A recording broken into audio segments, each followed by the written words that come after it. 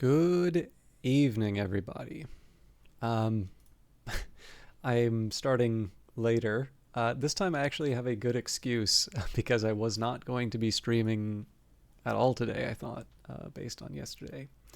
So let me just take a minute here. I'll load up the game. I'll talk a little bit about what happened. So, one drawback here is I'm conscious of the fact that I'm going to be out of the country next month for most of next month, and so I'd like to try and get some good sessions in while I can. And then something happened to me yesterday, which has complicated that.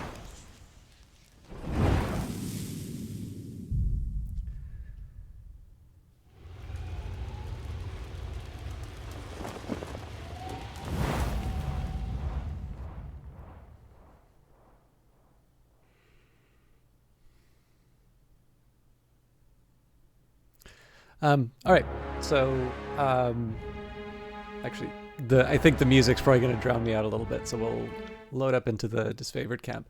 But I'll take a little bit of time to explain what's going on off the top. So yesterday on Twitter, I said that I was in an accident. Specifically, what happened was I was crossing the street, basically just at a crosswalk, had right away, and there was a car which basically turned, and I originally perceived as being an aggressive driver, which unfortunately does happen, to a very quick recognition that this thing is not going to stop. And sure enough, the next second I'm going over the hood of that thing.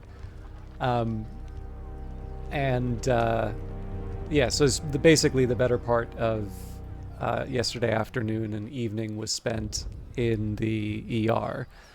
Now, for the most part, I'm fine. So, like, by the standards of what was going on in the ER yesterday, and by the standards of being hit as a pedestrian by a car, I think I'm pretty lucky. I don't know if I'll ever really be able to know this, but I've had a very small amount of training on like stunt falls. Um, and I kind of wonder if some of that just sort of kicked in the last minute. And the reason I say that is there was an off-duty paramedic that was actually in traffic when that happened. So they kind of came in and they'd sort of originally assessed that I had a broken arm. In truth, I think I just have weird elbows. And when they are bloody and horrible, it's hard to tell. Um, but yeah, I'm not feeling great, right? And the thing about this is that so I didn't really register some pain yesterday, even in the hospital. I only started to realize my leg, and it actually took me sort of getting ready for bed to realize just how you look down and you're like, I really wish I didn't see that. Kind of bad. So overall, so far as I can tell, no breaks. I'm missing way more skin than I think is reasonable, and it's on my dominant hand or arm, so it's really hard to try and sort of change the dressings and things like that. And in reality, it's probably about 2 weeks before I'm going to be sort of back to normal.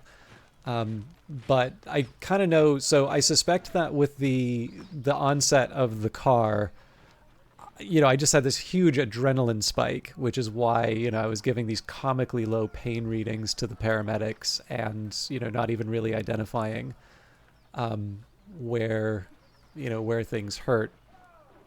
But, I I'm definitely in some pain now, and I'm not 100%. Specifically, it's just sort of the like moving my. I don't want to alarm anybody, but kind of moving my head around, and this might just be because of like sleeping in awkward positions, just to try and have some level of comfort.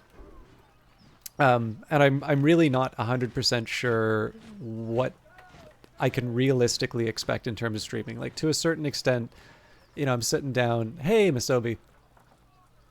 Oh, that's cool. Yeah, no, I'm explaining to everybody the deal. So I've been trying to say off the top that I'm going to be out of the country for most of August, and this is mostly because some people resub. It'll usually be around this time of year, and it's a forward-looking thing, right? I don't want people subbing and then feeling like they didn't get a month of content. But the other thing that happened was I was hit by a car as a pedestrian yesterday. So I was really debating on starting to stream tonight, but I'm basically just taking a minute to explain that, and then we'll be jumping in playing Tyranny.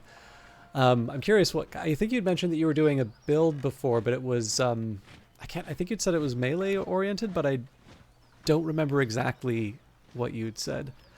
I mean, so that was part of what I talked about. Like I've been hit by a car. Like there's no light way of dealing with that. Like I have a temperament such that I can make jokes even when that happens. So like when the woman hit me and she's out, like she is beside herself. I'm assuming probably more so about like the consequences for it rather than any like concern for me. But that's right. You were talking about it being a spearman. But she's like she is clearly very distressed. She's I've never hit anybody with my car before, and I'm like, oh, it's a coincidence. I've never been hit by a car before. So bystanders thought it was funny, but yeah. So I mean, like nothing's broken. Obviously, there's pain. There's going to be pain for a while. I'm limping like house or something. So like to a certain extent, I am in a position here where I can play the game. I'm definitely learning that stuff has been hurt that I wasn't aware was hurt yesterday. Maybe not so that I need to go. I did get an X-ray, yeah. So it was a doctor that, based on multiple X-rays of my dominant arm, assessed it as not broken. So I got a tetanus shot because I mean my arm was. The nurse was an absolute champion. Like it sounds like she was incredibly overworked, but I also felt like a complete idiot because like she'd said like down the hall to the left for the exit, and it sounded like there was a further instruction, and then she got pulled away. So I was just kind of lingering around, and it's like down the hall to the left. It's like, yeah, down the hall to the left. It's like, sorry, move on.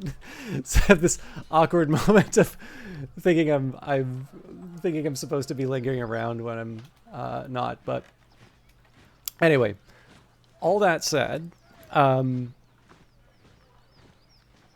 able to stream. I did I did the best that I could. Took today off from work. The fact is, though, like I have a lot of work that I need to get through, so it came at a really tough time. But well, like there's some truly ghastly road rash. Like one of the things I was most worried. Oh yeah, sorry, I was talking about this nurse. So like, clearly overworked based on the conversation, but nice sort of bedside manner, pleasant to talk to. We kind of talked about all of the different places in Canada that you can visit that I haven't been to, and what a wonderful country it is. But just pleasantly apologetic about like, I've got this just massive wound on my arm, and it's basically been ground into pavement after I've bouncing off the hood of a car. That's something that's got to get cleaned, and there's no nice way to clean that, right? It's gonna mean that they're going in and cleaning out all the crap that's on the streets. And that's just not going to be a good time for me. So, pleasantly went through it. I was reasonably, sorry, I'm just to like sell my incredibly macho nature, as you can tell by my voice and the fact that I play video games online. Yeah, I got hit by a car yesterday.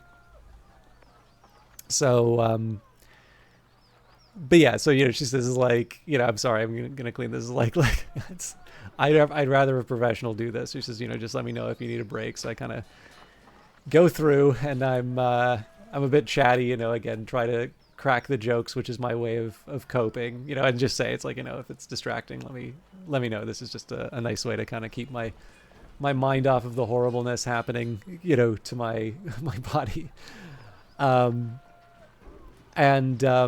You know, eventually says like, you know, do you need a break? And I'm like, no, we can keep going. So whether it's adrenaline or whatever, apparently, and this, I remember this way back when I was working at a bank, I got mugged one day, and the guy like punched me like in the face.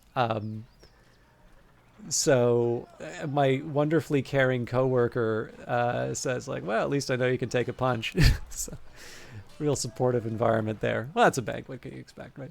But yeah, so anyways, for one reason or another, whether it's adrenaline, whether it is a stoic temperament or whatever it is, I do seem to be fortunate enough that, you know,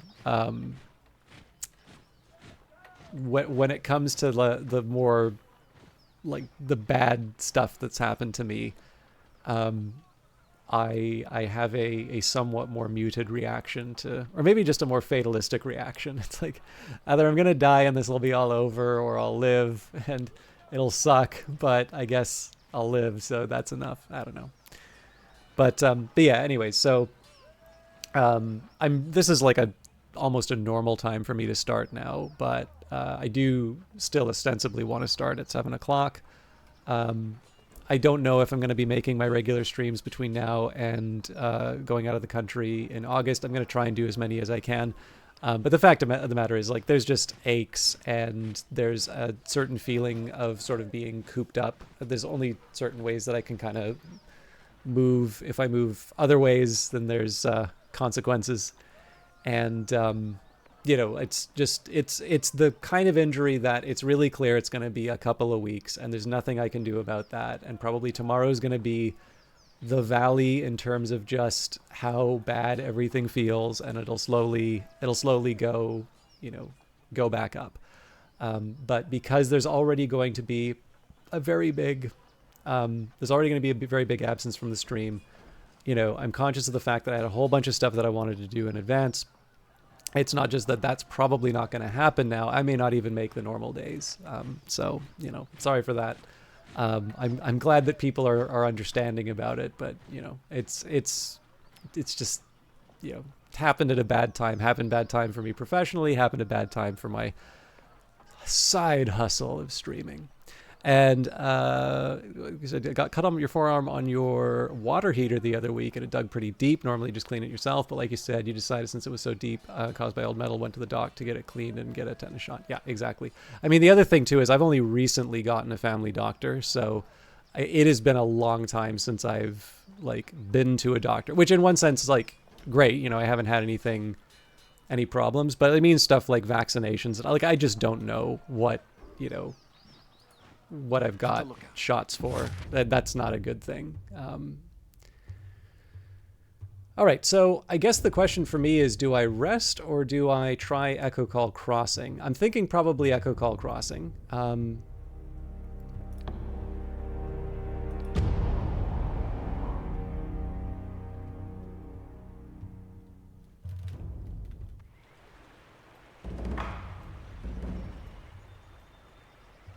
Right.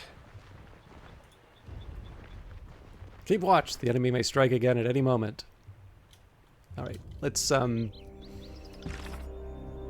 probably take a look here. So, Echo Call Crossing must be taken by Kairos' forces. Echo Call Crossing must be taken before Kairos' forces can press their attack on Vendrian's Wells Citadel, help the disfavored subdue the rebels, and take control of the crossing. Antio and his company of soldiers are moving to break the opposition blockade at Echo Call Crossing. You have been dispatched to find Antio and assist as necessary. Also, Forge-bound iron. A shipment of iron bound for the disfavored camp went missing somewhere around Echo Call Crossing.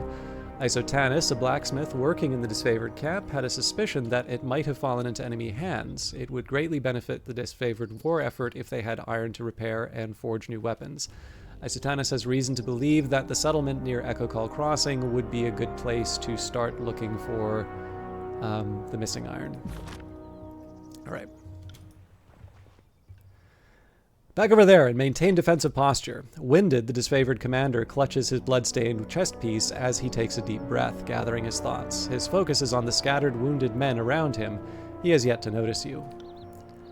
Your plan has been a rousing success. Most of our troops dead, a bridge destroyed, and the Vendrian Guard pushes back where we started. Ladies and gentlemen, the finest the North has to offer.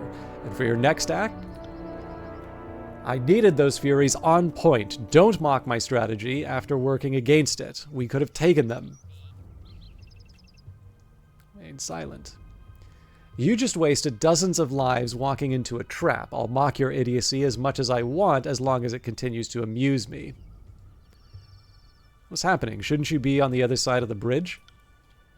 We tried to rush the western bridge, blow for blow. We had them running, but, his gaze drops, alongside escapes, but halfway across, the whole damn river just, the blood chanter gesticulates, flailing for words, lurched up. The cursed Mitanni swallowed the bridge and almost everyone on it. Only real soldiers we have left are Scarlet Furies that I, quite wisely, directed into a flanking position. A few of us kept our footing, but the advantage was lost. We had to fall back. As we did, the Oathbreakers surged down the east bridge. We held ground until they fled back across the river, but now we're back where we started, with only a fraction of our strength.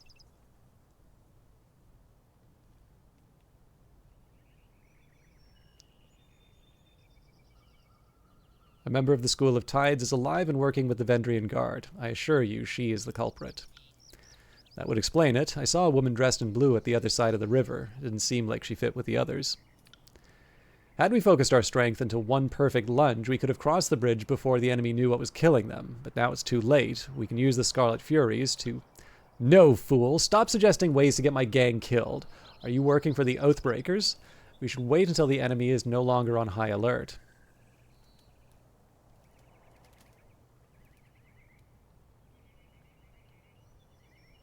If Antio's plan isn't a good one, what would you suggest instead? There's time for initiative and time for patience. We could try a different part of the river or come back. The enemy is too wary of us now. Are you in such a rush to see Cairo's edict come to pass? Sorry, Quip, but I'll strap you to my back and charge down that other bridge alone. But doing nothing isn't an option. We can sit and wait for Kairos' edict to kill us, or we can do something. If this were a hearing of grievances, I'd let you call the shots, but we are talking about the lives of my gang. Conscripts are a copper a dozen, but Furies, I have worked hard to secure the loyalty of my gang. I will not scrap fine warriors on so buffoonish a plan.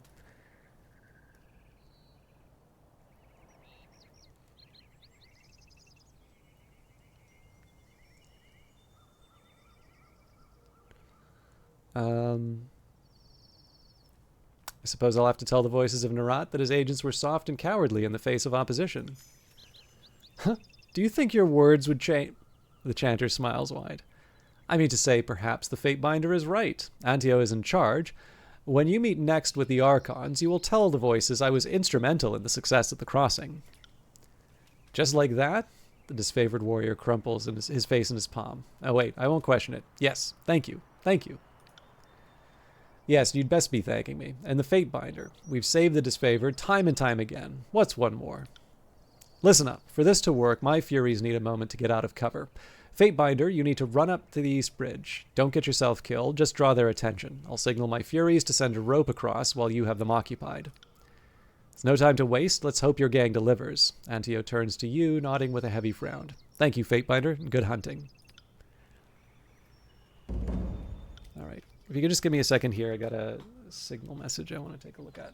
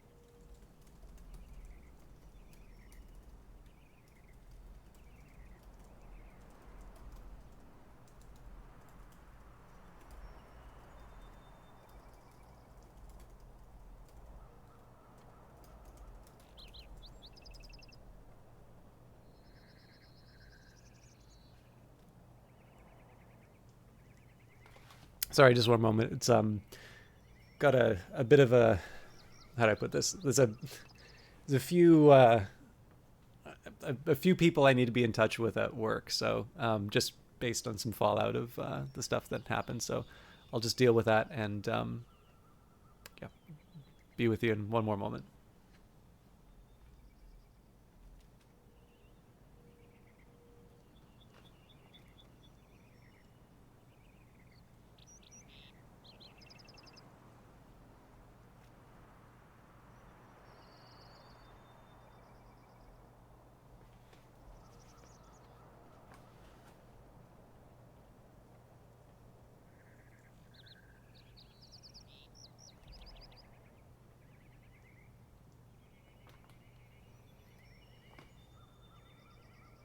Okay, Index Gnome, how you doing?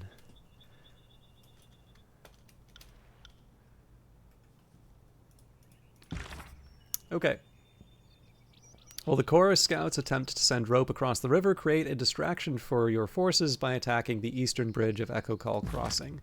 So before we do that, of course, we're gonna take a look around.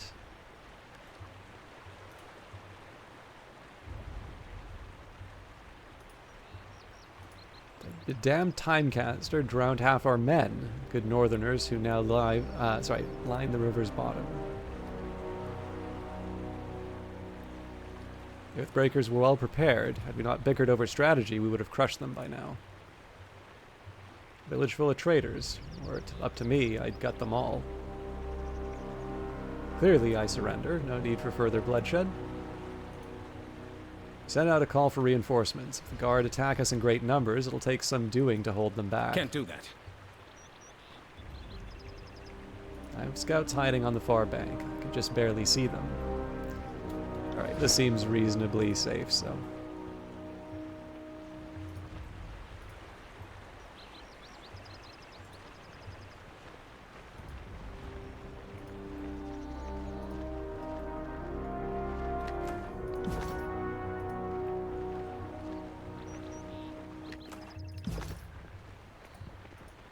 Curious.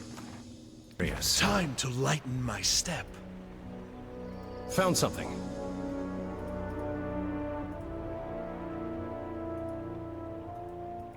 Anybody gonna undo that?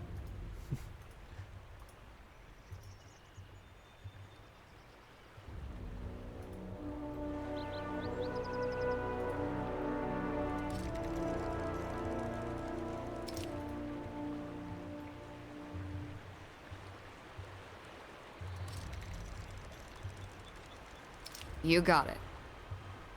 No dice. Thought that was an enemy for a second.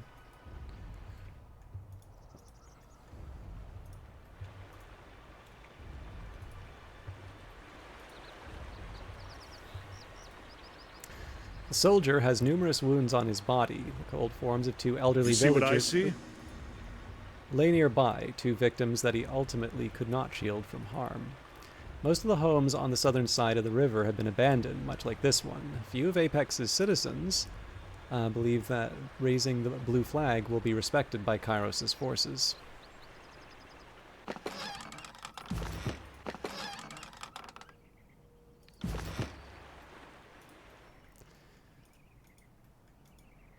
Alright, so in the worst case scenario we charge ahead, but I was hoping that we could find something related to the actually,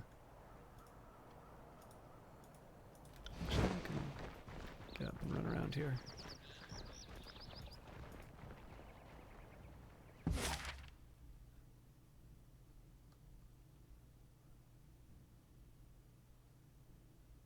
Yeah, this is clearly not the one.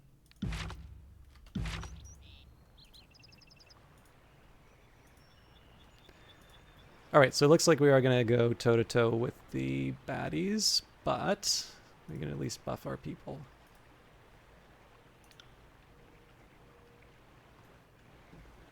I'd have it no other way. Time to lighten my step.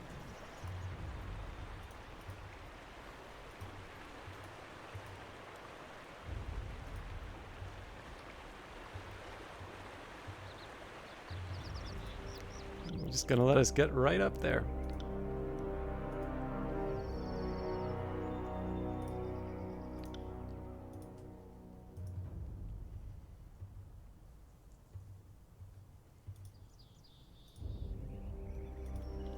I am a shield wall unto myself!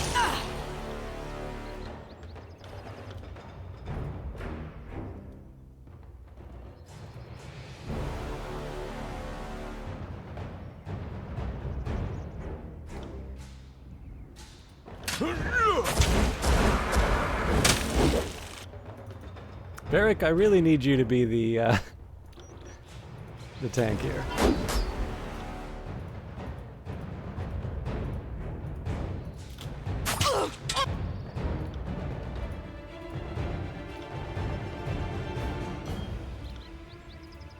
I will aid you.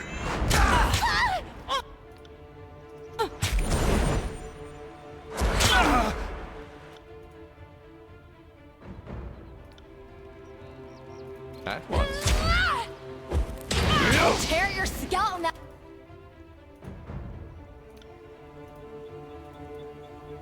I should be working on postures too.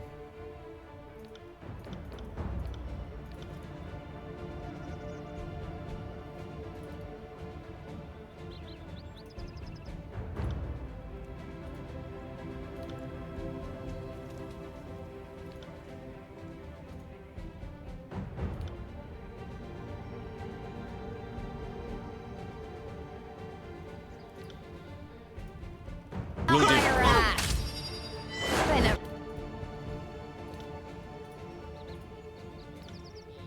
Never have a chance.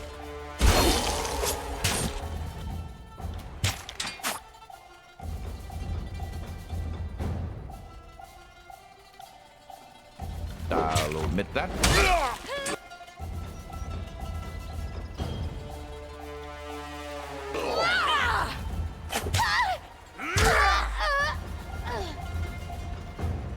All right.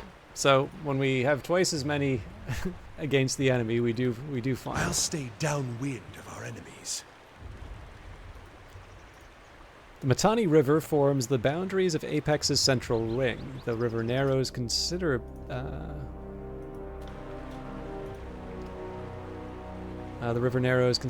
at Ekokal, making it one of the few access points for the valley's interior. All right, let's just prep again.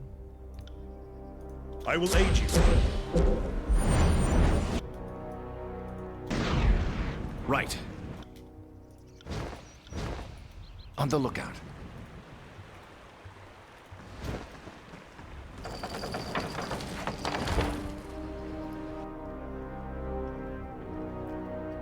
You there, and you! Signaling her warriors to the bridge. A woman in the regalia of the Vendrian Guard. Captain pierces the commotion with her shrill soprano.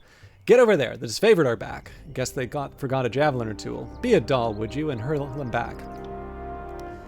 Wait, not another disfavored. This is a fate binder. She looks you up and down. Odd, I would have expected, well, just more soldiers. Here to convince us to kneel down and lose our heads? Your heraldry. House Mittani, apologies that your river must be dirtied with this conflict. She lifts an eyebrow. I am honored that and will trust that all grievances wash downstream. She clears her throat, thrown by your formality. May the river guide you through the valley.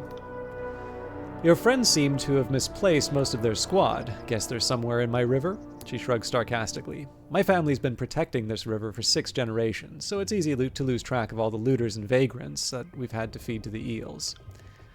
Unless you want to try running leap over, you're stuck. Maybe try heading downstream to Placid Crossing. We have more warriors there, and I'm certain they'd be just as happy to kill you. The Tidecaster that did this, same one that met me for a truce? Trying to take stock of our crew, she sets out a loud snort, laughing to herself. We've had unexpected help of late. Kill and rape a realm enough, and everyone comes out of the woodwork to shiv you in the ear. This is, by the way, I kind of like... This is one of the things I was talking about before, where if you have an idea for a character in the back of your mind, it sometimes will enhance little bits of dialogue. So essentially, this bit of dialogue fully registered one of the things that I try to do, which is one of the things that I tried to do here was, get some more intel, and she sees right through it. So, lower this bridge and surrender. Hold your oars a second. I have a statement prepared from Captain Ari for just this moment. She reaches into her belt and with an impish smile pulls her hand out to reveal nothing but the local hand gesture for penis. Wait, there's a second missive here somewhere. She feigns scouring her pockets and once more displaying her phallic gesture again. As amusing as I find this soon-to-be corpse, it would appear that our distraction has paid off. He nods off to the west. Satisfied, she turns to leave, calling you out as she does. I wouldn't keep standing there, Fatebinder. The river's currents are quite unpredictable. Right.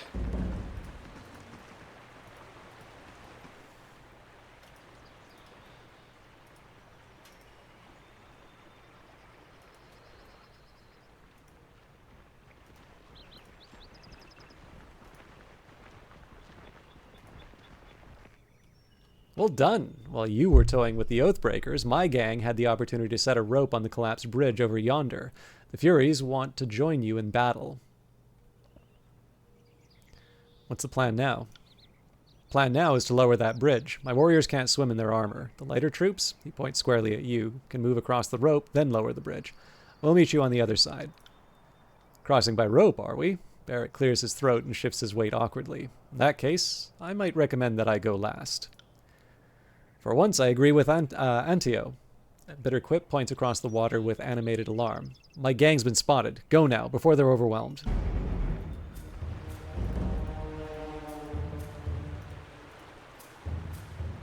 So I'm going to get a quick buff in for people.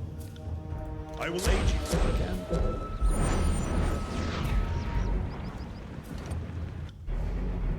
Kairos' soldiers have tied a rope to the bridge, Kairos' soldiers have tied a rope to bridge the two halves of the river. It looks sturdy enough to cross by hand.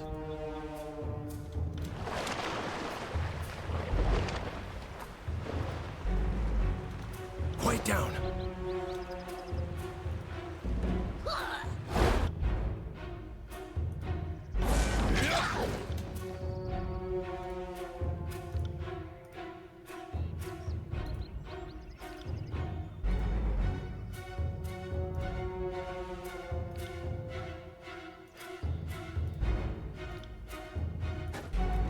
No dice.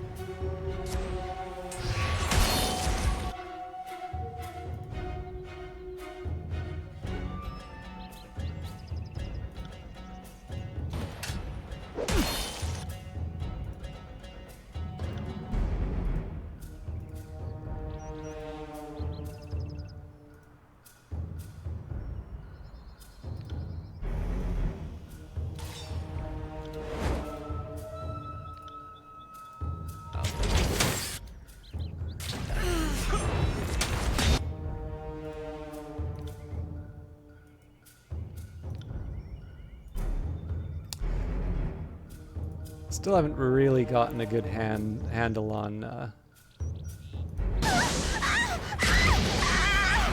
combat here. All right.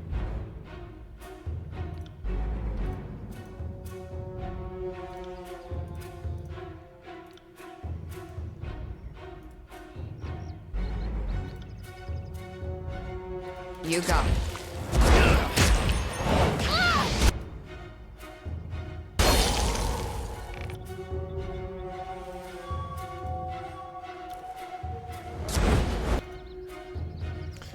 I'm thinking maybe I should turn the AI back on, except that it tended to result in more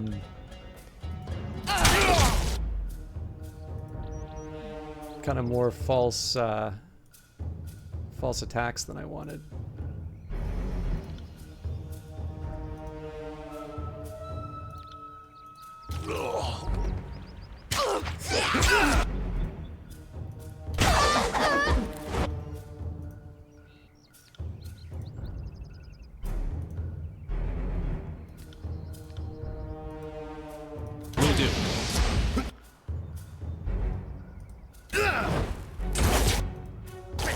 I'll hit you twice. Hard next time.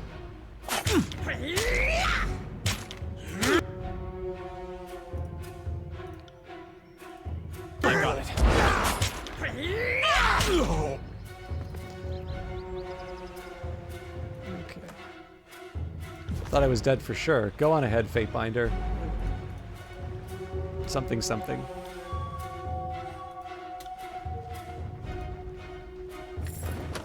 Shh. Kairos' butchers have come! Flee!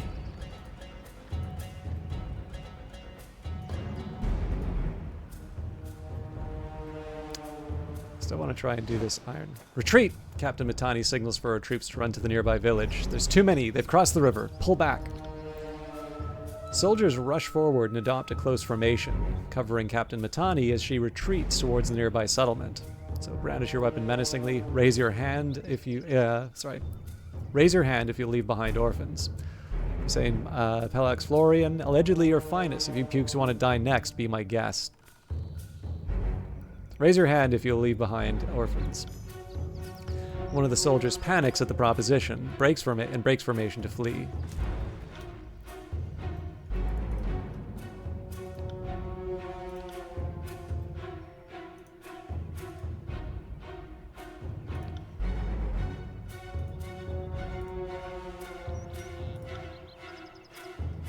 I think it's too late. I think we should get him up front.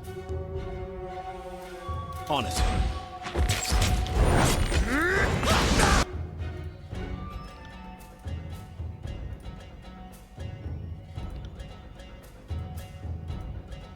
You got it.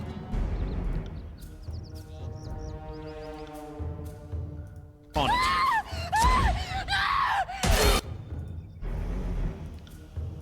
Will do. I'm not dead yet. Disengage when I got two guys attacking them? That doesn't make any sense.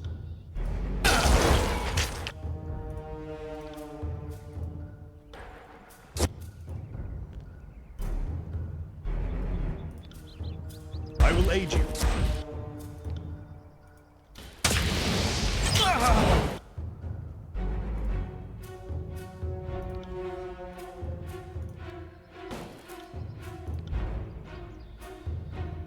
Alright, so clearly I want to maneuver reverse to... Just point me in the right direction. You got it. So this at least deals with the melee now, or the range now.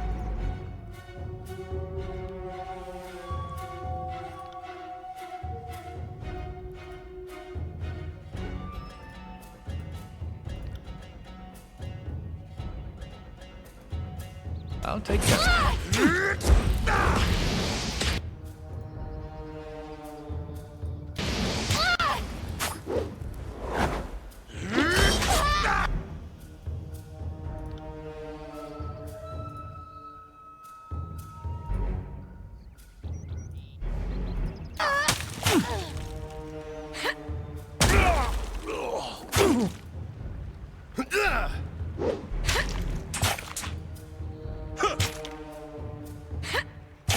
Damn thing couldn't pierce cloth.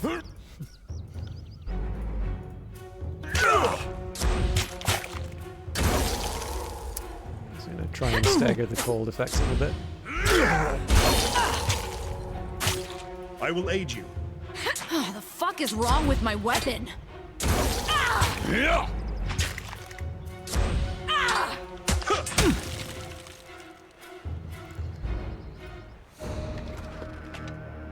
Shattered iron sword.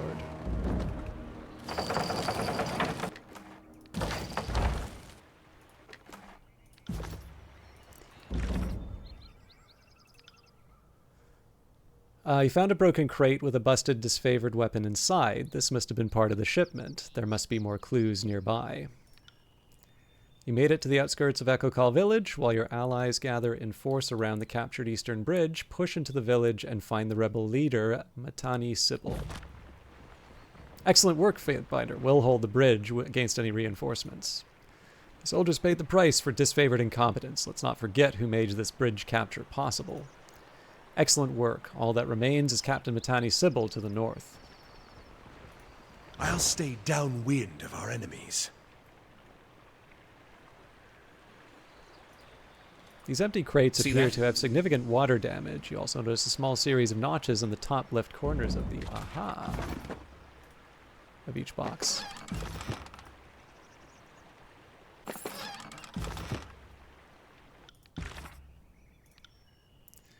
You found a broken... you discovered waterlogged crates with notches that match the ones Isotanus showed you. This must have been filled with iron, the iron Isotanus was expecting. The rest of the shipment must be nearby. So maybe for completeness, I'll just scout around the broader area. I'm assuming we would have already found most of this stuff, but it's not like we have an edict that'll kill us holding over our heads.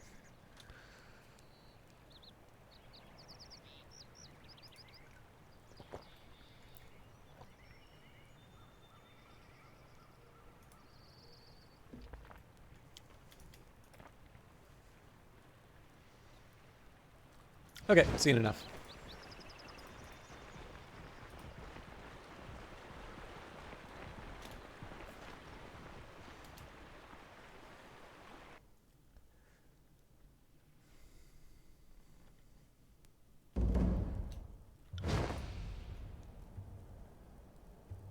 They're here! Run! Go now! Stand your ground. Defend the village.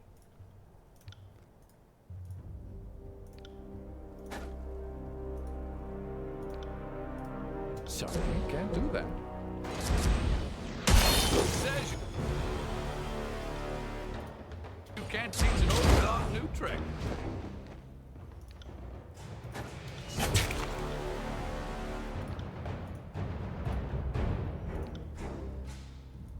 On my command. Still solid.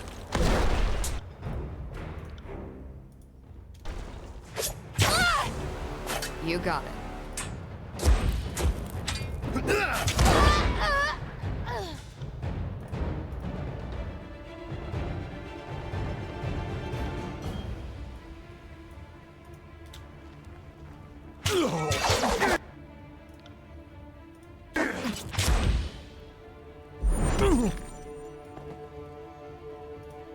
Yes.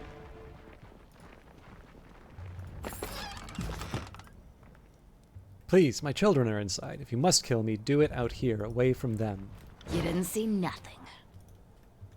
You hear the muffled voices and fearful, I think that's exclamations coming from inside. I guess we can level up Lantry here. We'll try and get him out of the negatives. Okay, so second breath, Lantry revives a fallen comrade. Erase the record, place a preservation seal on an ally. If an ally's health falls below the limit, they are healed for a large amount of health and the seal is destroyed. And moderate. I definitely like the idea of erase the record. I got it. So one of the things I always kind of wanted to do, it's not just because I'm just a nice guy. These crates have a small series of notches in the top left-hand corner of each box. The scuffs on the ground suggest that they were dragged from a nearby home.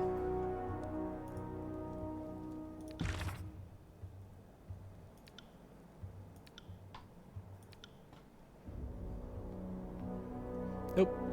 Chaos of the battle will make finding the lost shipment difficult. It would be wise to deal with a Vendrian guard in the area before continuing the search. Fair enough.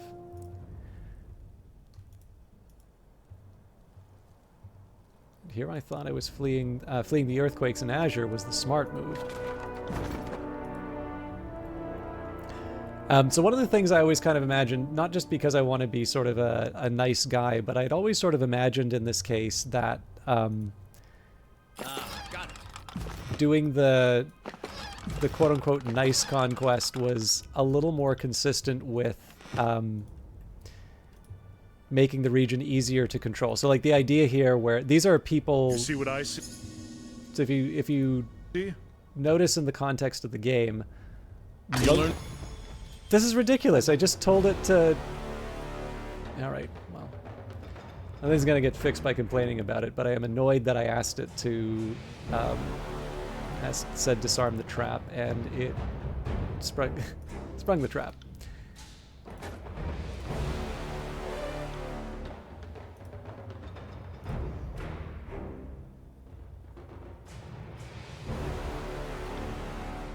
Something every day.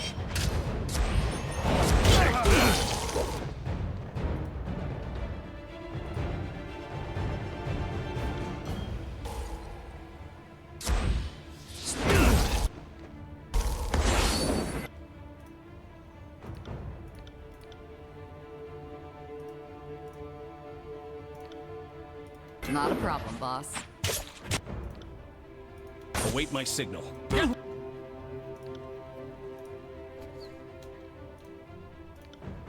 Back here!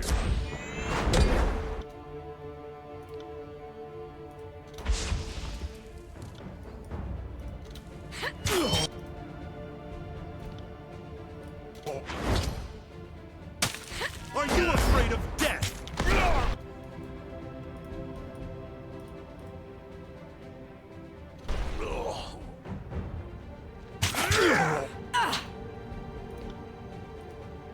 Will do. Our time together has not gone to waste. On it. All right, I mean, we survived that, but yeah, I don't know about this combat, I'll be honest. So there's, in one sense, there was the, you know, there's triggering the trap when I said to disable it. And then I feel like there's got to be a middle ground between the AI overriding your actions, but having your characters stand completely still between attacks. Anyway.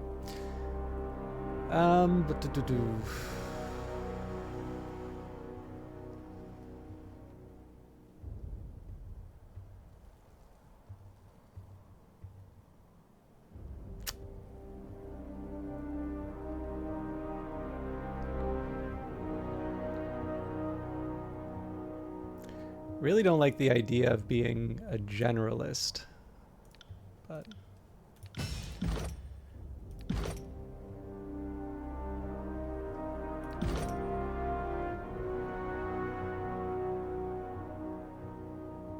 when attacking from stealth, moderately increases weapon damage with two-handeds, moderately increases critical hit damage, deliver a powerful blow to the... Okay, head strike definitely seems like one that I want to do.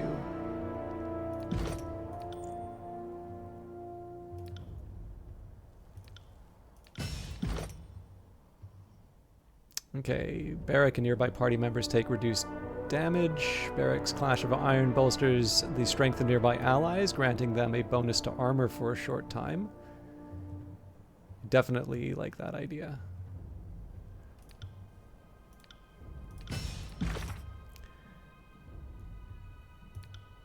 The rebels have fallen back to Echo Call Village. In order to solidify your hold of the region, kill Matani Sybil or force her to surrender. Moving cautiously. Actually, one other thing I can do here. Not quite the ideal time for it, but let's just see if we've got any better weapons.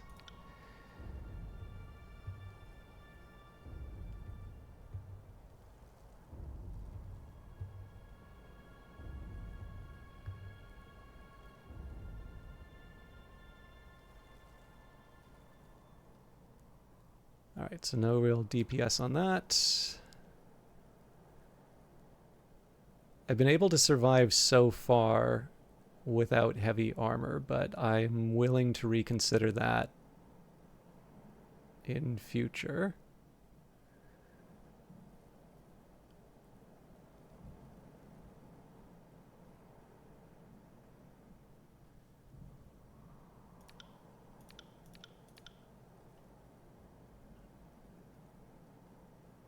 All right.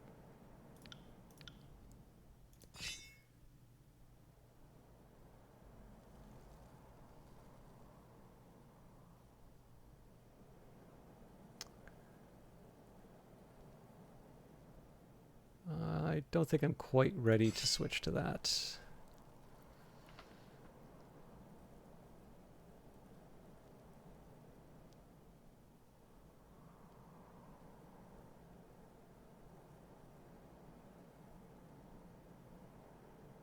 Sorry, just taking a look at the stats. So 568, 485.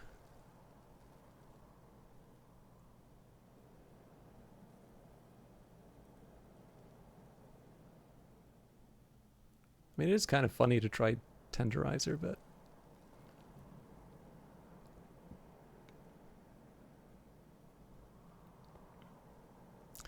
That's two-handed, so that doesn't really work. Okay, fair enough. And I think we've already got her with these boots. Barrack doesn't really get anything except trinkets, so that leaves us with Lantry, who may or may not benefit from the Sage's Hood.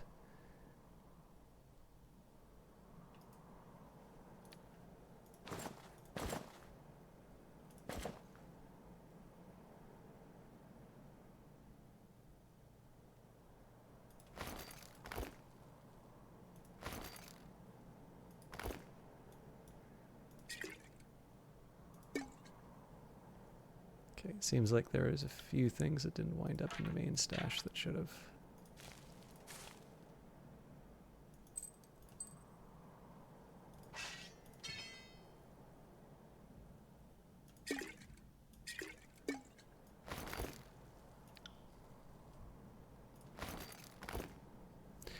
Let's try that one more time.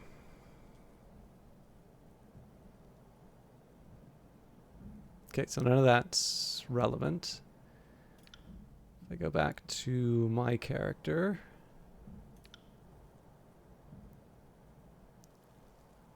there was the honor guard. Yeah, so basically same for everyone.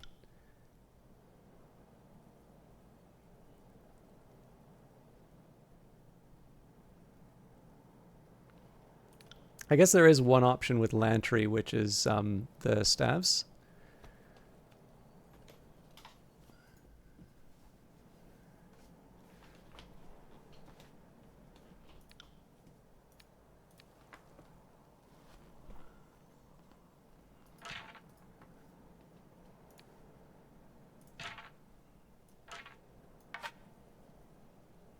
Give us options. All right. On it. Sorry, that feels like that took longer than it should have. Moving cautiously. Kairos' soldiers are here! The other thing I find a little funny is that in some case, like there's obviously some scripted elements where it's really clear that they expect, like it doesn't matter that you're sneaking. It's just going to throw the. It's going to have the scripted event, which is fine. I mean, like out of the list of things that the developers can spend their time on, you know, I don't want them like trying to cover every eventuality. On the other hand, right, it is a little bit of a reminder that you're playing a computer game as opposed to a role-playing game.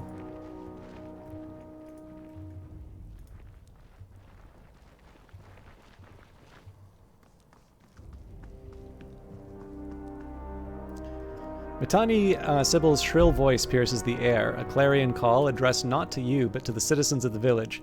Do not fear, sons and daughters of Apex. Kairos' hounds are at your doorstep. The Vendrian Guard will not abandon you. Brave warriors of the Vendrian Guard, these foreigners and sellouts mean to burn our homes and butcher our families. Somewhat what strength you have and show Kairos the price of taking our land. So this is the sort of thing, right? If you demonstrate that, I mean, this has historical precedent as well. If you sort of demonstrate that compliance leads to better outcomes for you, and non-compliance, of course, leads to these, terrible fates, word gets around, and it's much easier to conquer places. Then again, I think the Oathbreakers probably figure that their chances are up already. Several soldiers step out from half-closed doorways and dimly lit alleyways, fury blazing in their eyes. The partisans shout battle cries to marshal their courage, and you see the gray gleam of iron as they brandish their weapons and charge. How in the name of Ash did all these hill folks get their hands on iron weapons? Barrack regards the locals with momentary panic and bewilderment before setting his stance for battle. I wonder if I'm going to be able to save in combat.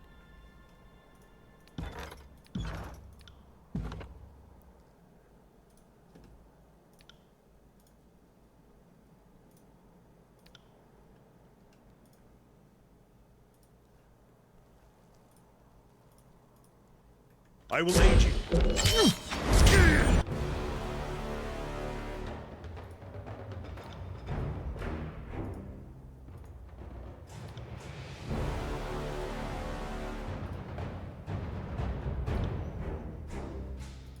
As you command.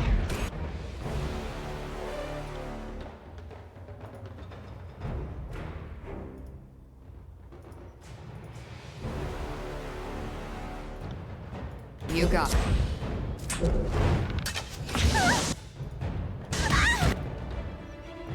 Alright, Lantry seems to be worse for wear already. Kill me if you can!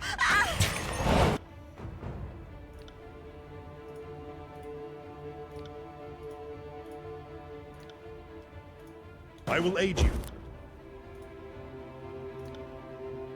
At once.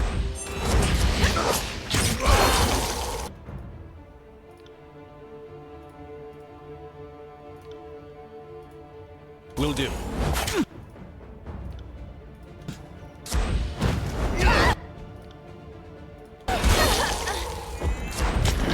Pity, you won't...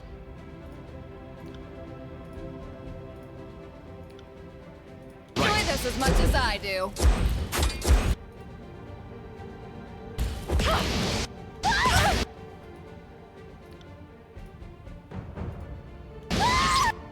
What are you doing? Oh, right. Okay, it's the combo ability.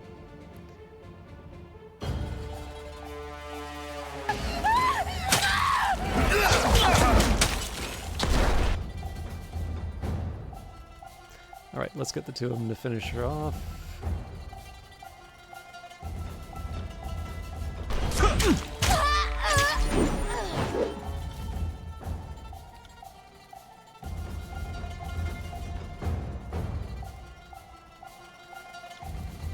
On it. Right. Will do.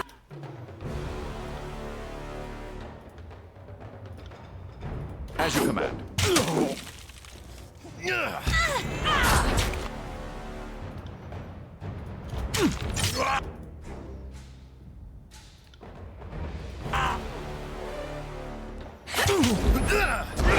Take me if you can. Damn.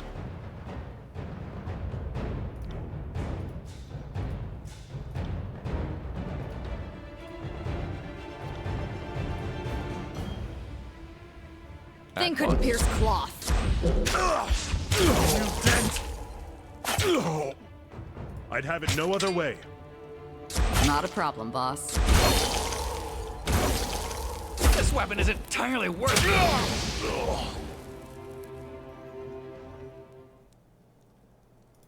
Ah, got it. On it. Ekokal village appears to be unusually well supplied. It's like the locals have been helping the revolutionary forces for some time. These crates have a small series of notches in the top left corner of each box, and scuffs on the ground suggests that they were dragged from a nearby home. Sorry, I read that before.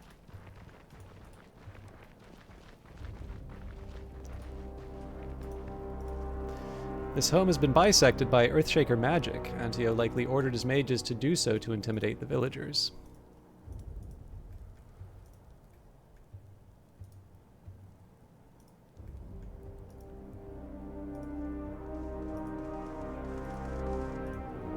They're here. Weapons up and remember those no longer with us. Honor them with your courage and prowess. The captain turns to face you as you approach.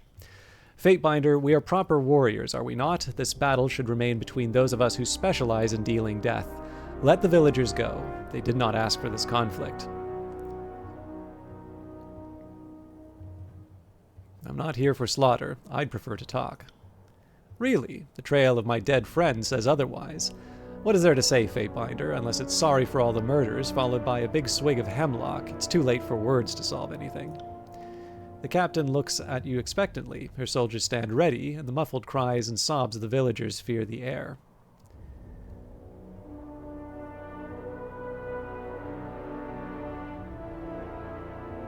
Kairos ultimately brings order. Why resist unity and prosperity? Like the unity between the disfavored and the Scarlet Chorus, she throws back her head, issuing a dramatic laugh. That's not the sort of peace we want. Besides, peace is overrated. Peace means tolerating the evil in your neighbor. It is a cowardly dream for those with simplistic notions of the world. But I concede half your point, a thought draws across her face with a smile. Vendrian Guard was once simply the army of Apex, but now we have volunteers from all the realms joining our cause, so you are correct about bringing unity. Since Erectron is doomed to failure, why throw away your lives? We have demonstrated that a once vanquished people can rise from the dust and bloody the Archons. If the objective is to send a message to others in the tiers, then this has been a resounding success. My goal is to gain your surrender without bloodshed. That is a commendable notion, but a tragically simple one at that. If any here could stomach life in the chorus or submission to a disfavored work camp, that person already surrendered years back. The folks standing before you are the ones serious about our freedom. Besides, we already reneged on a surrender. I know any deal you've come to offer is just a trap, as the Archon's pride demands that they bury us. So sorry, we've been at this too long. Death or glory, no third option.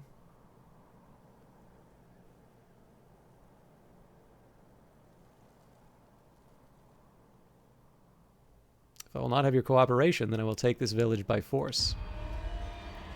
That's about the logic I'd expect from one of Kairos' pawns. The captain points at you, hefting her blade to the ready. I want this spineless pile of shit off my riverbank.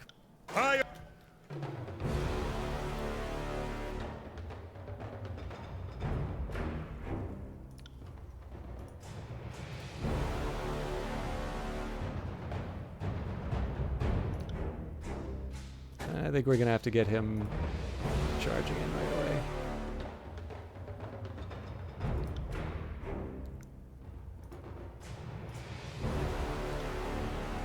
My shield wall unto myself!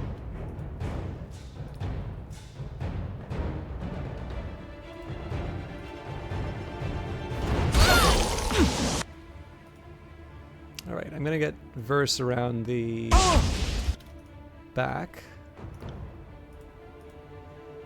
Fatebinder is in quite the pickle already. I'll take care of it. For the Queen!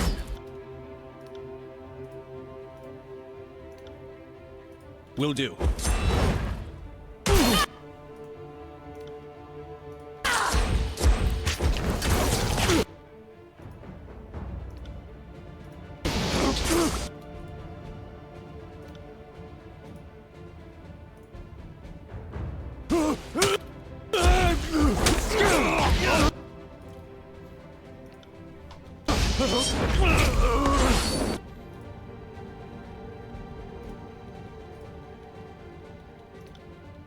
Consider it. Again, sadly, Barrack's just kind of standing there.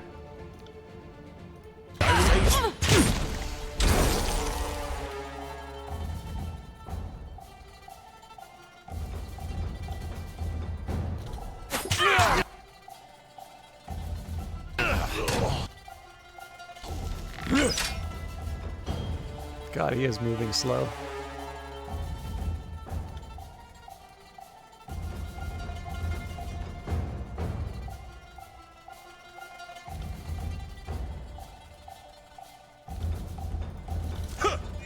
Kitty, you won't enjoy this as much as I do.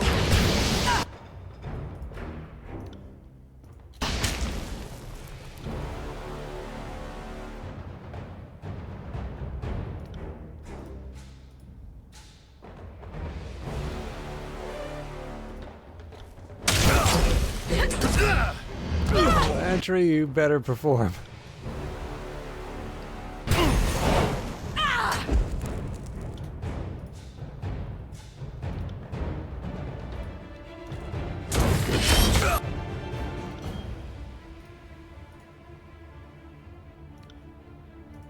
I'm on it.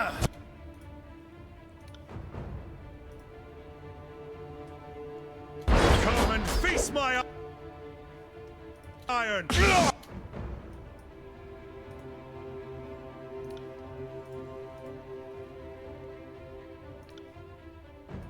I got it.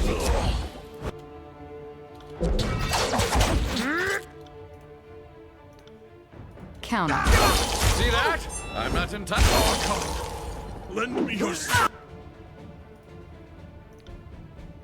Alright, not great with Barrack. Actually, you know what? We should have had an ability locked in here.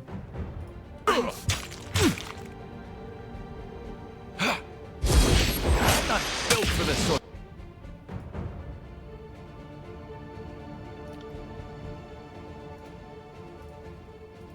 The violence. As you command. Not great for Lantry at all.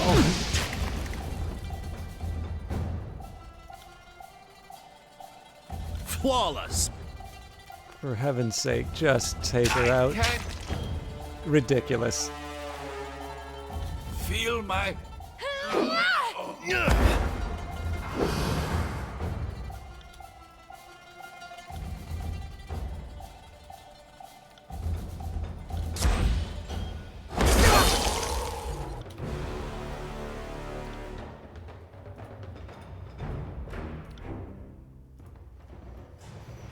On it.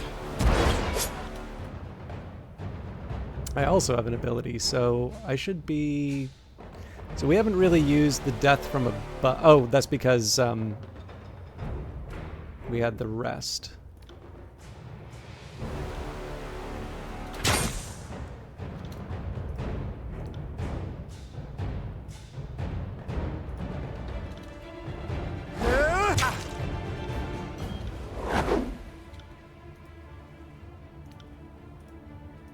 Right. Fall before me! You got it.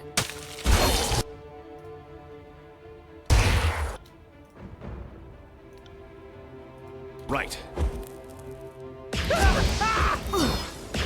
Got All right. This is now... This is definitely at risk. I think the Fatebinder might be able to take on...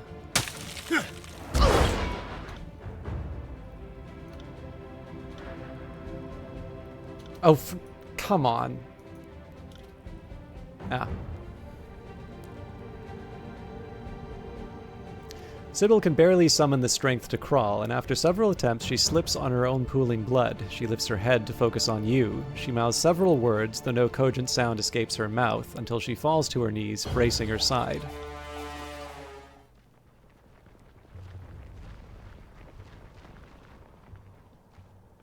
Well done, Fatebinder. If this one survives its wounds, we have a fresh present for the Archon of Secrets. He did request a personal audience with any leader we can take alive. This is a mighty big if. These southern folk are a sickly bunch. Antio waves a hand dismissively. Looking at her suffer, it's making me sick. I'll kill her and get this over with. I say give her to the Scarlet Chorus, see if she survives the trip back to camp. A wise choice, my good Fatebinder. Bitterquip motions to his gang. Take this one back to camp, and be gentle for a change. If you deliver a corpse to the voices of Nerat, you can expect to share her fate. If she lives, this fanatic will be trusted with a weapon. Lovely. And what of this village? The locals could have trapped the houses, so too risky to commandeer the site. He shrugs, his tone becoming matter-of-fact. We should burn the town. I'll cut off support, send a message, and the smoke signal will give others a visible rallying point when crossing the Mittani. Did we just waste all that blood and time capturing this place only to torch it all? Now I adore the mystical power of fire in ways that none of you could possibly understand, but even I think there's a time and place for arson. Fatebinder, kindly tell Antio he's free to burn his half of the village. The Scarlet Chorus would like to keep our half of the spoils, not smoke it. Settlement should be preserved. If any still here made slaves or conscripts. You place too much trust in these locals, especially after their last deception. The first chance they get, they will turncoat and stab their gang boss in the back. That would only prove our point. These are competent fighters who are better put to work in Kairos' army. No boss who falls to a simple villager deserves to live anyway. Kairos' edict looms overhead. We have nothing better to do with our time? His favored warrior shakes his head in a huff and turns to his squad. Hear that? The chorus just made this town their headache. Now start rounding up your gear. There's lots to do before we rest. A sensible decision, dear Fatebinder. If we hold to the disfavor's pogrom of raised soil, what is to remain to us for us to rule? Hey, Vanguard Master, how you doing tonight?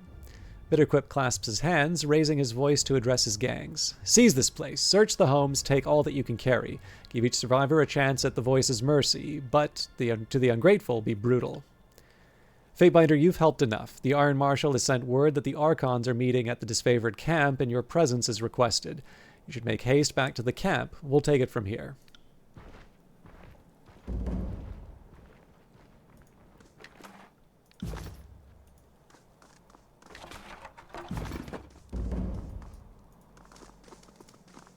You can kill us here, but our cause will blossom elsewhere. The Tears will not remain in chains for long.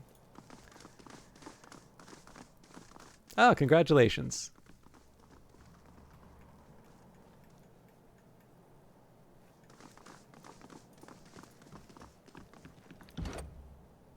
All right, verse. So we'll bring her up to 10 first.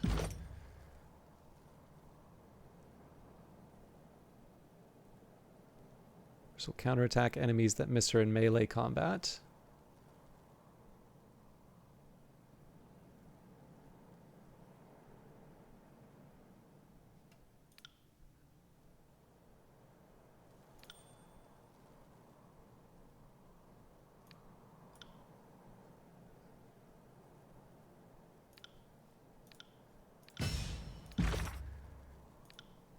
The iron shipment must be located somewhere in the village. Search the area for the goods. Okay.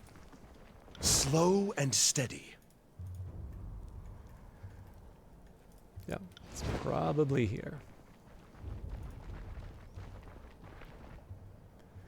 I already told you I'm not leaving my home. The old man slams his fists together for emphasis, glaring at you with a startled brow. Oh, you aren't these purple imbeciles. Sorry, I didn't mean to yell. Eyesight isn't what it used to be. Name's Mua. Been here since King Aachen claimed the valley as part of his own. You're with Kairos, right? He jabs a finger at you with a question. And Kairos brings peace, right? Well, I surrender. Now lead me to my home in privacy. This is a battlefield. By order of Chunon, all civilians must depart on pain of death. Oh, really now? Well, I will declare you a motherless pile of fetid beast shit. The old man waves his hand under his back end, wafting the imaginary fumes in your direction. Get out of my sight. Take your empty threats with you.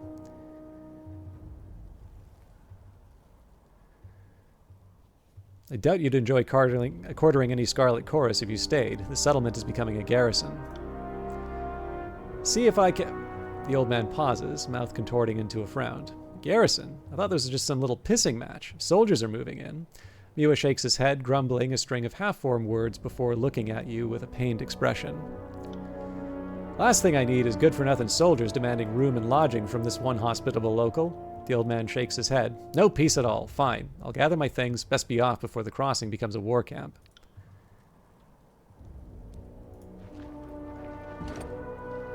The sturdy door has been locked, but it doesn't appear to have been barred on the other side. This lock lacks a complex mechanism and looks like it can be picked with moderate effort.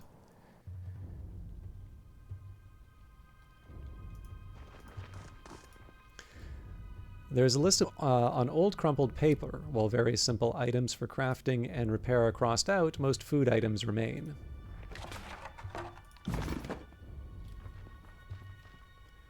The old man barges in through the door behind you. You motherless whoremonger! He attempts to usher you away from the pointed end of his walking stick. Get out! I found forge iron in one of those barrels. You have a great deal to explain, old man.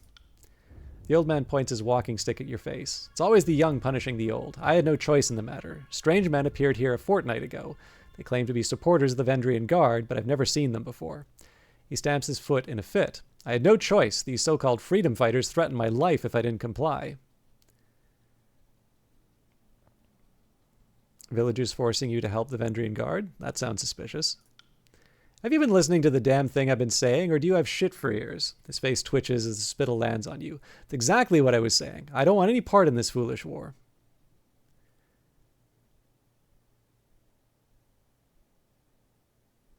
Seems like your stubborn ignorance may have saved you. I'm taking the iron. You may stay. The old man snatches your hands and shakes them with what little strength he has left. Thank you, Fateminder.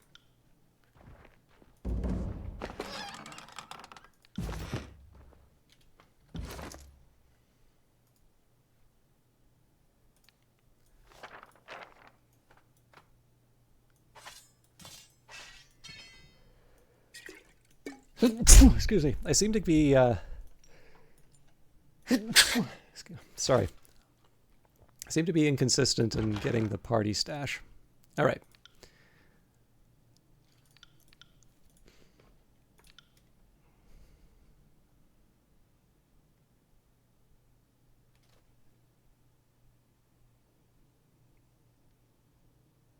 So no improvement for my guy.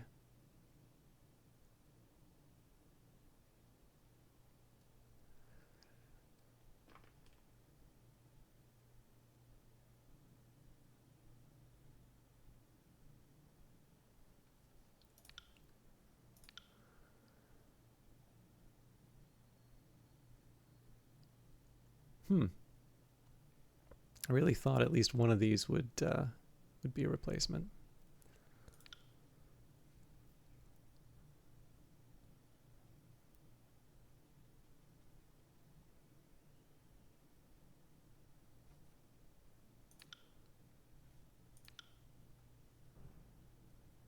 I guess there's no real change to those.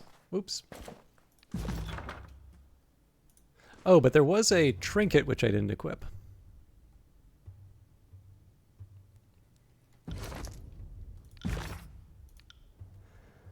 Matani Sybil was attempting to armor soldiers with the iron shipment the settlers found washed ashore. You managed to find the remaining iron inside one of the settlers' home, return to the disfavored camp, and tell Isotanus the news.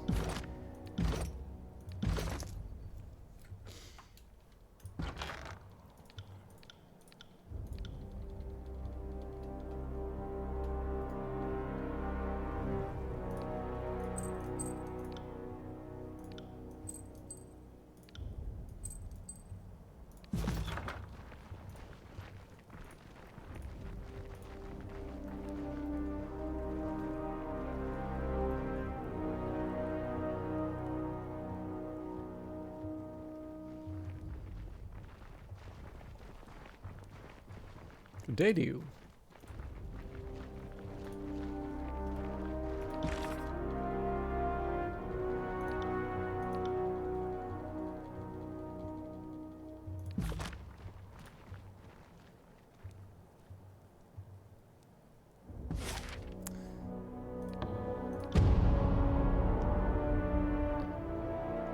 So, I am inclined to do an overnight rest after the tent.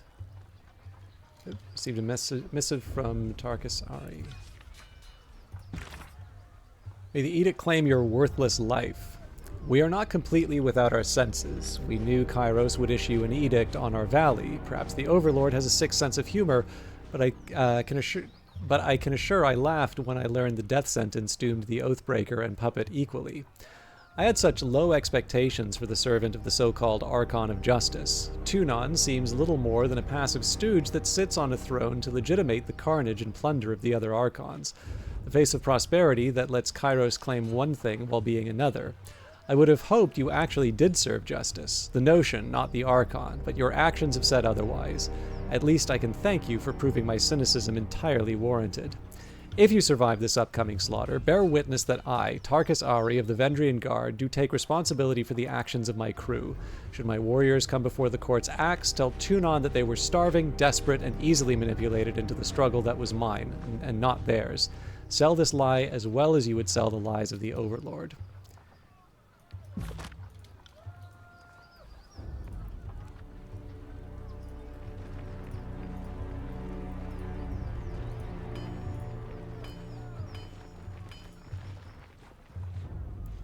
Have you found the iron yet? Isotanus gives you a look full of expectation. Here it is. Good thing the Oathbreakers didn't get their hands on much. I can't tell you what it means to have this back in our hands. I'll make sure to tell my superior about what you've done for the Legion. Need something else? I'd like to see your wares. So maybe what I'll do here is I will get rid of some of the junk. So yeah, shattered iron sword, torn leather spalders, fragments of the shoulder armor worn by disfavored stone shields and crescent runners. The sigil of the disfavor, once worn proudly, has been deliberately ripped to pieces. This spalder can be sold as a merchant to a merchant as spare parts.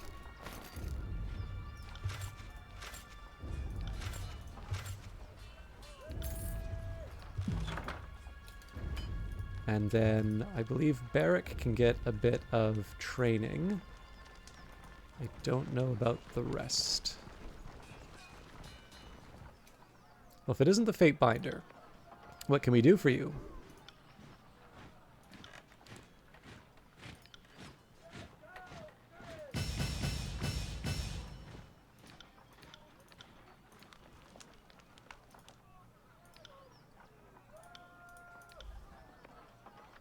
Ah, turns out he can do one damage as well. I'm a little tempted to do two-handed for the Fate Binder, but I also want to move up the lore, so. You don't give these Oathbreakers enough credit. Even beasts can begin to see patterns in your simpleton strategies. If there's any pattern to my strategies, it's one of relentless victory. The Tearsmen excel at deception, but falter. Okay, I can't get through the dialogue fast enough. How can we trust your rabble not to turn at this last moment? How many of your conscripts have family bonds to the Vendrian Guard? It is decided. The disfavored will take the vanguard of the assault. It is the only way to assure success before the edict comes to pass. Graven Ash's roar pulses your eardrums, his face reddening as he yells. Oh, you're so young. We can forgive you for being stupid. Without your Archon of Stone to bring down those walls, you're out of your element. Only the chorus has the numbers required to swarm the walls from all sides. We will lead the vanguard of this battle. The best the chorus could accomplish would be leaving a ramp-shaped pile of corpses propped up against the walls for my warriors to use. Their fortifications are not a concern. Even understaffed, my Earthshakers could breach the masonry in short order. Another brilliant idea. Cairn's cult is, we're sure, every bit as trustworthy and sane as the late Archon of Stone himself. You did notice the spire at the center of the citadel? Hard to miss it, being only the tallest thing on the horizon and such. Certainly your Earth mages won't do anything stupid like, say, breaking the spire's foundation. What could possibly go wrong? The voices of Narat lazily twirls his scepter. We love saying that name, Cairn, just to watch him squirm. Graven Ash had so much hair back before he met us. I trust them more than I trust your circus of rapists, sellswords, and turncoat tearsmen. Archon Ash turns his head and, upon seeing you in the tent, relaxes his posture. Tunon's Fate Binder has arrived. The war tent falls silent, and all eyes turn to you expectantly.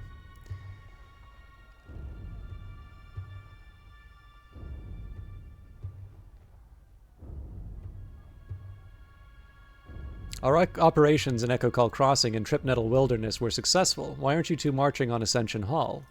Nothing would please us more than to be done with this wretched valley. Perhaps if we had more support from the disfavored, and from the court. Now that we are all assembled, I want reports.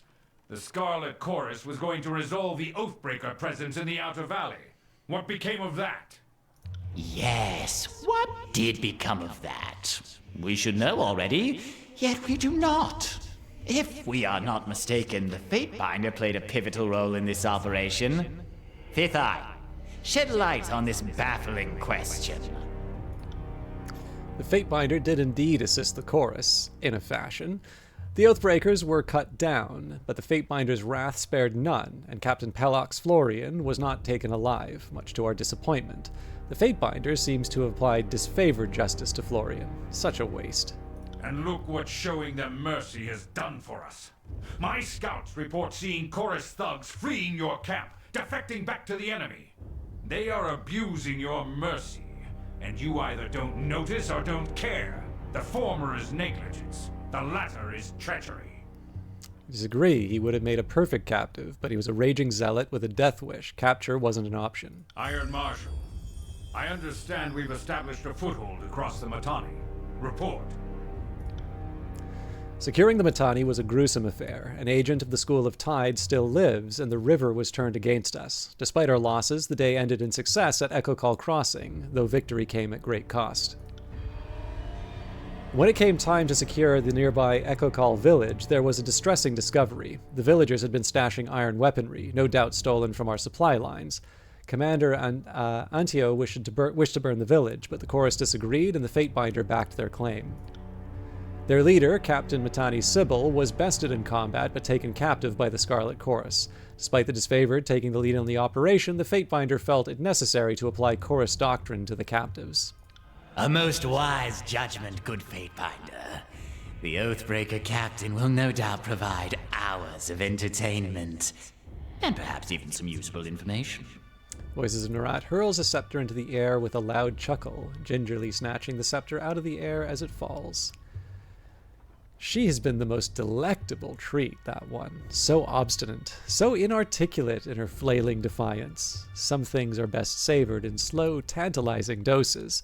We must thank you once again for delivering her unto us. This will be just like Stalwart, when your own conscripts chose suicide over service to the chorus. She'll be no different than the others. Petulant, uncooperative, and motivated to feed you false information.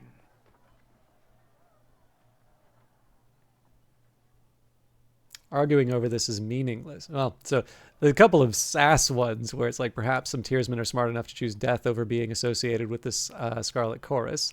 Or odd, you think the Tearsmen so pathetic and harmless, yet you seem pathologically afraid of what they might teach the chorus. So arguing over this is meaningless. Resolving the edict matters most of all. The Fatebinder is right. We argue over trivialities when we should be closing the vice on the Oathbreakers. Let us march on the double. The disfavored will lead the charge.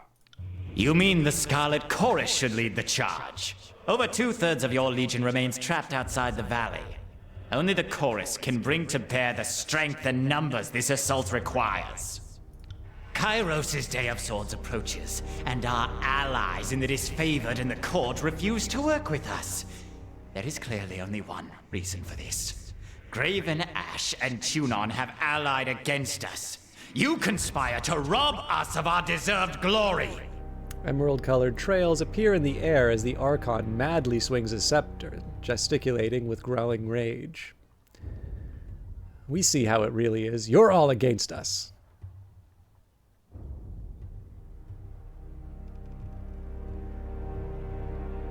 If you two are unwilling to work together as Fatebinder of Tunon, I will order you to do so. With whom do you stand? With whom do you... the voices of Narat's mask tilt sideways as he lurches forward, wagging his scepter at you. You hear the voices in your head. Now is not the time for compromise. One of us will have the honor completing this glorious conquest. We know you will choose wisely. The tent grows quiet as the gathering looks to you in anticipation. So I kind of want to say... So I believe this one gives me a penalty. But I kind of want to say it just because this would actually be my preferred option. You'll march on Vendry and Well Citadel together, or not at all. You test my patience, Fatebinder. We did not ask for a weak compromise that leaves all parties unsatisfied. Whom do you support? Are you going to let the Scarlet Chorus traitors have their way? Or will you stand by Kairos' true disciples, the disfavored? So there's two things that drive me towards choosing the disfavored. One thing I find kind of funny about this playthrough is that I used to be very pro-disfavored, and the more I sort of look at how they've conducted the battle, it really does seem like they've bungled it in some cases.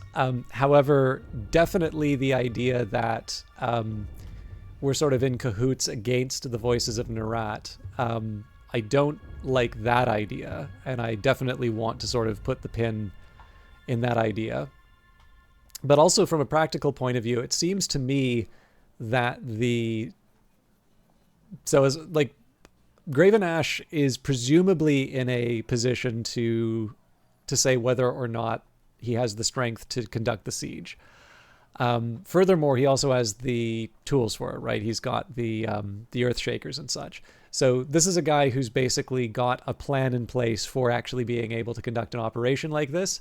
It is not so clear that the Scarlet Chorus can do that. In fact, very often when I've used the Scarlet Chorus, it's been sort of in forms of deception and such. And as the Tearsmen have usually indicated, it really does seem to be that we have the Zealots that we're dealing with here. So with that in mind, the Scarlet Chorus tactics don't necessarily seem like something that would be as effective. So, in this case, I'll go for the disfavored.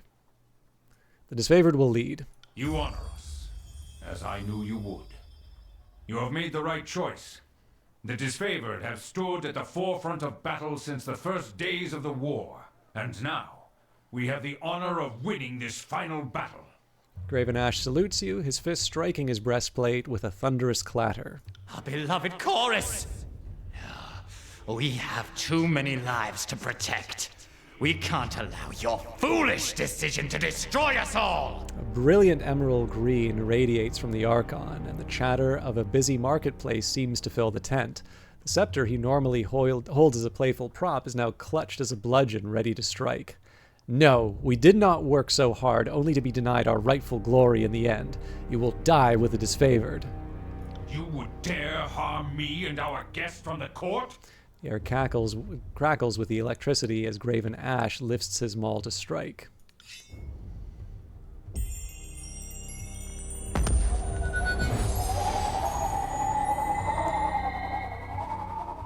By Kairos' word, this means war! How did it come to this? You roused to consciousness by the sight of Graven Ash swatting his hand towards the thinning green mist where the voices of Narat once stood moments ago.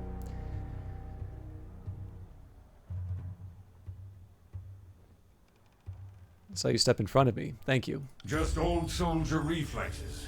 Couldn't be sure if it was trying a simple illusion or a bolt of fire. Either way, needed to be sure my guest didn't perish in my war tent. Wouldn't be able to live that one down. Are you sure you wish to go to war against the chorus? What other choice am I given? It is clear the voices of Narat would endanger all of us out of vanity. Besides, we all know when this war is over, someone must rule and protect the Tears.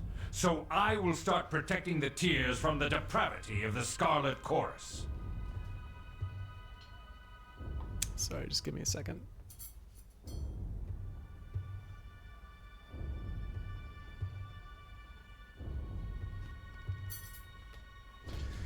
We'll have to take Ascension Hall without the chorus's help. Yes. And instead of having false allies on our side, at least we can march on the Citadel knowing full well who is friend and foe. And it goes without saying, the disfavored needs you now for this glorious battle. Please speak with the Iron Marshal. She will give you the specifics of our plan. Farewell. The Archon of Secrets left behind one of his spies. Perhaps we should send her back to her master in pieces. Graven Ash narrows his eyes and points a finger at Verse.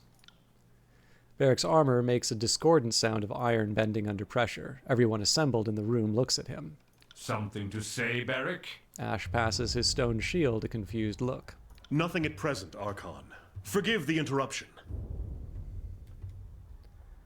Barrick looks to you with a vague hope in his otherwise impersonal stare.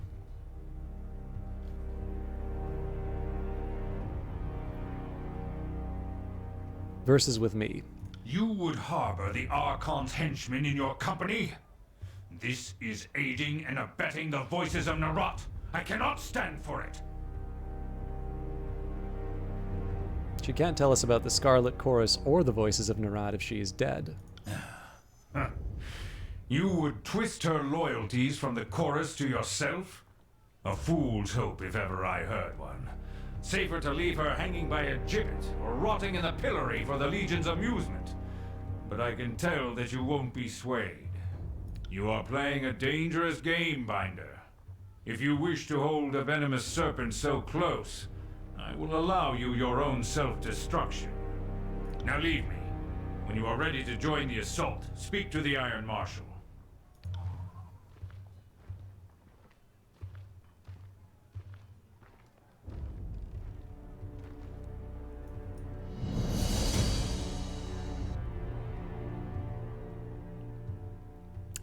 I'm gonna need to take a small break for some water. Right. It's not immediately clear to me if this starts the assault or not, because I do want to clear the wounds. The time is upon us, Iron Marshal. Aranos nods to you with a serene smile. We march on Vendrian's Well to show the Tearsmen the price of insurrection. She looks in either direction, surveying the moment of ironclad warriors readying for battle. Kairos' edict will soon come to bear, and we should move at once. Fatebinder, if you are willing, I could use some assistance. We are a tight-knit band, and while we are not outclassed, we are outnumbered. Will you march to battle with us?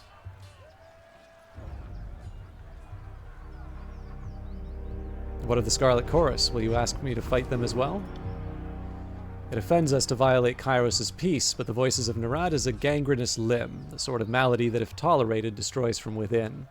She shakes her head, lowering her gaze. So yes, if the chorus stands between us and our goal, and I'm certain they will, we will have to draw blood. I'll join this battle, but I am not amused by this little fight between armies. The Overlord brings peace. This sort of disorder runs against the harmony Kairos gives us. We will answer for our actions in due time, but for now, our survival hinges on taking Ascension Hall. Killing the chorus is self-defense by any measure. Our forces are assembling as we speak. We will meet you at the Citadel. Graven Ash protects. She offers a firm salute and then turns to her troops.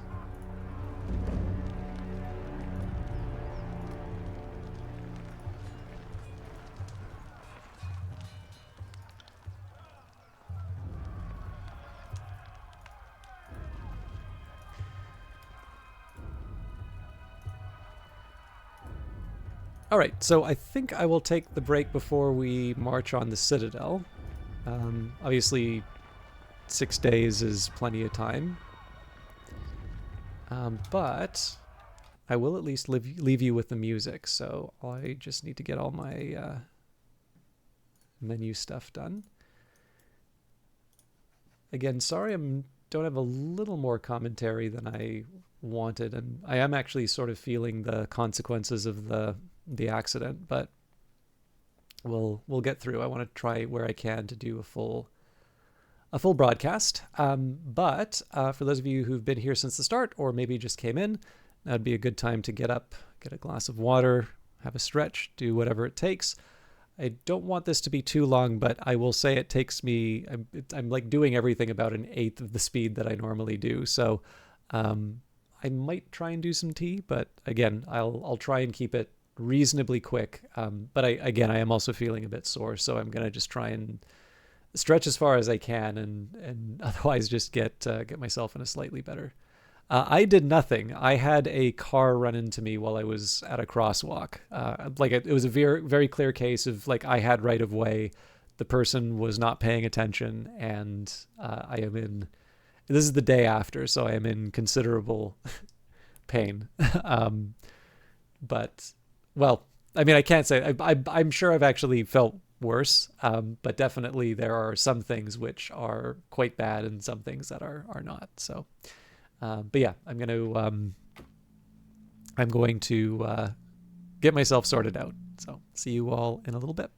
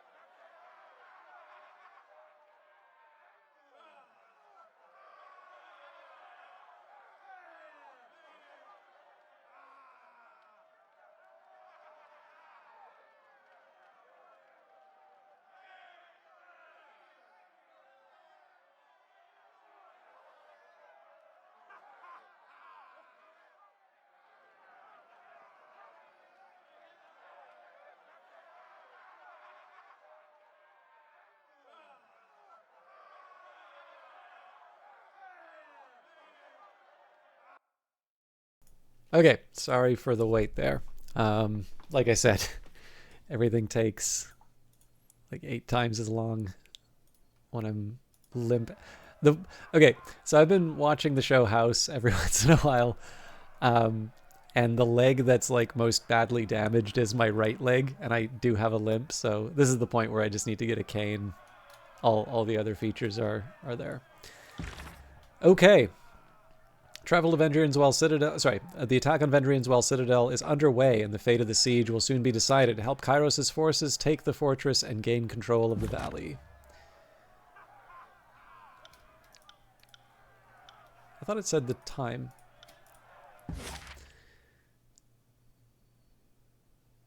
Oh, wow. Early risers.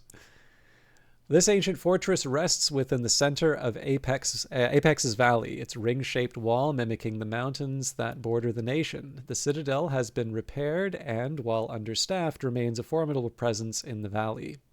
It will take you 4 hours, 45 minutes to complete your journey from the disfavored camp to Vendrian's Well Citadel.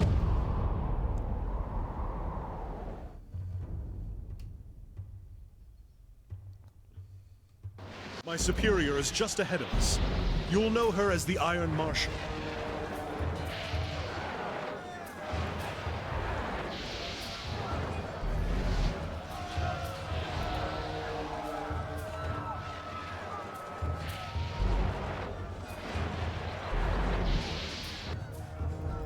Fatebinder, come this way. The Iron Marshal welcomes you with a clattering salute.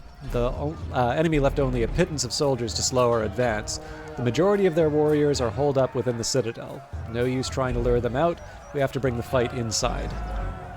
That wall is where the Earthshakers are focusing their magic. They cannot afford to be imprecise with their tremor sigils with the spire so close, and we need to contend with the defenders' mages if we're to crack the perimeter.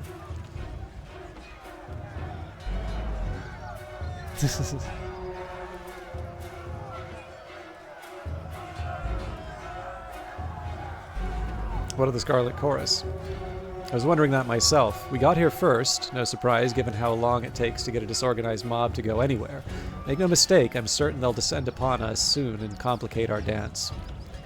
Graven Ash has authorized us to defend ourselves should any choirman obstruct or impede the taking of Ascension Hall.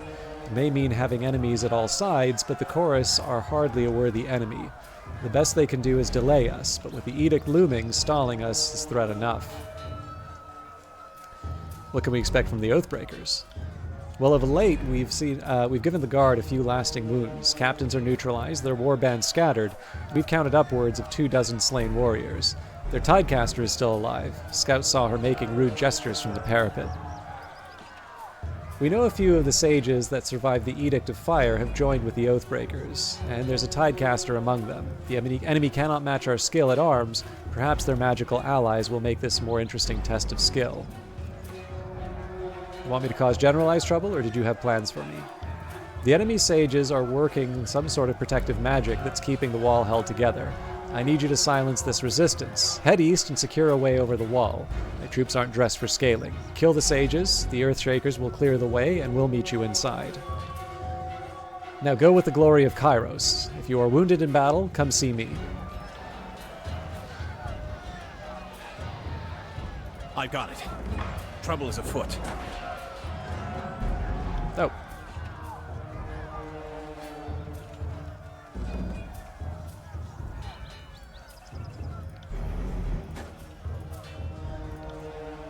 Sorry, can't do that.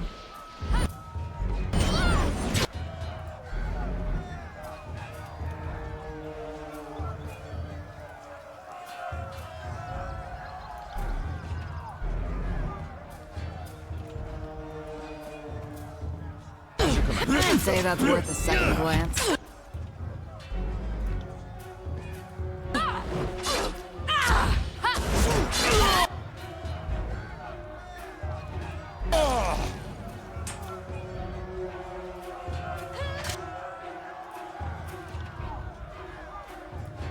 Not a problem, boss.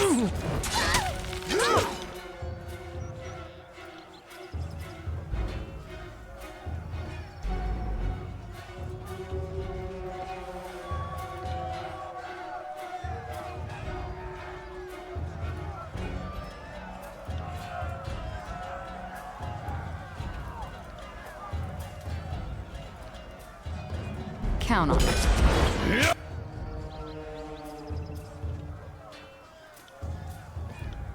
I prefer.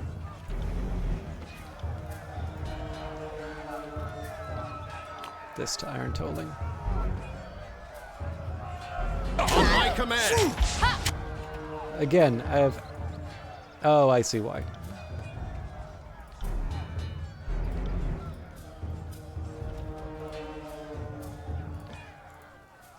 Right.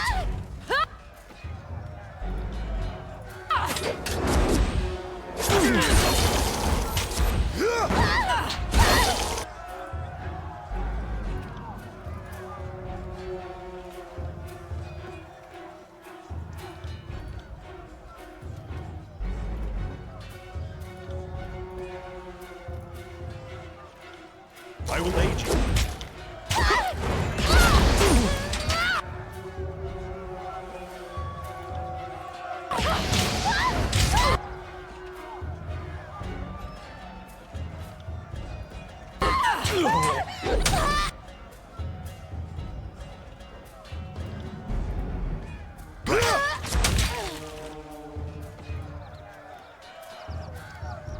Only Verse is really wounded, but I don't think it hurts to put a little extra in.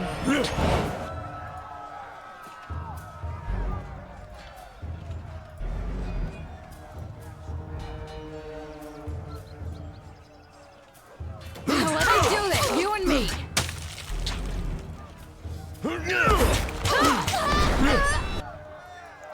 I do like it when that's a kill. Damn it.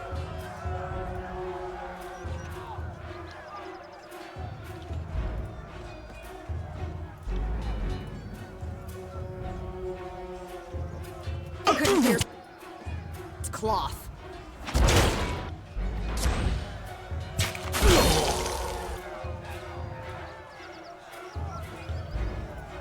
On it.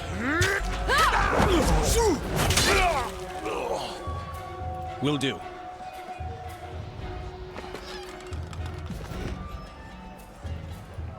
Shh.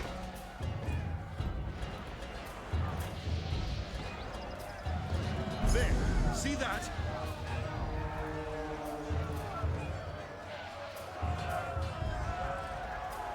Not exactly the one I'd want Barrack doing, but I'll take it.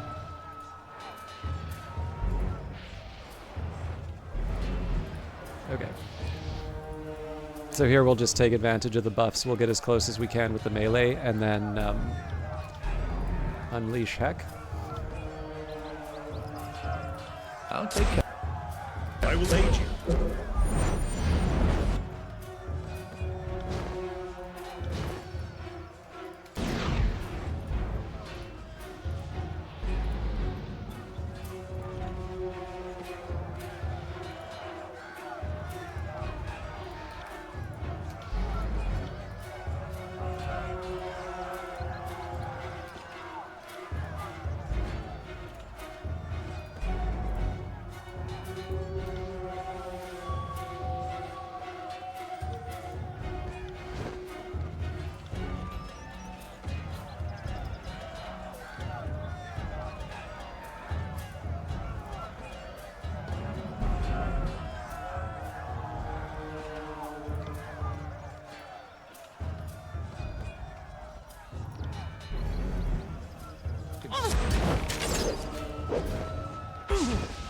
Take me if you can.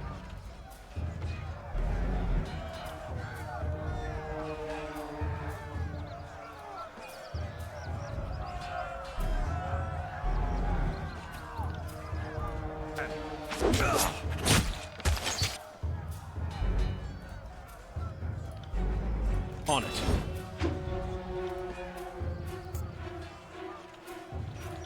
I don't like that much.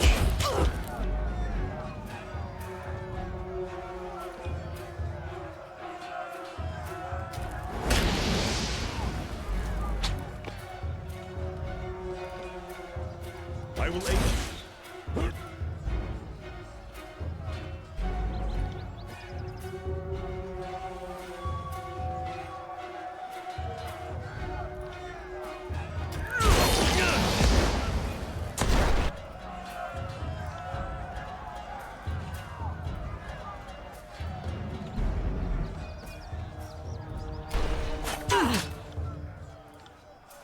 I will aid you. That was beneath me.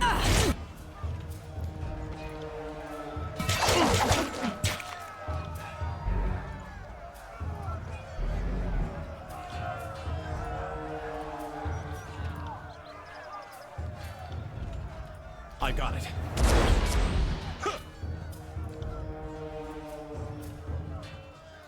Right.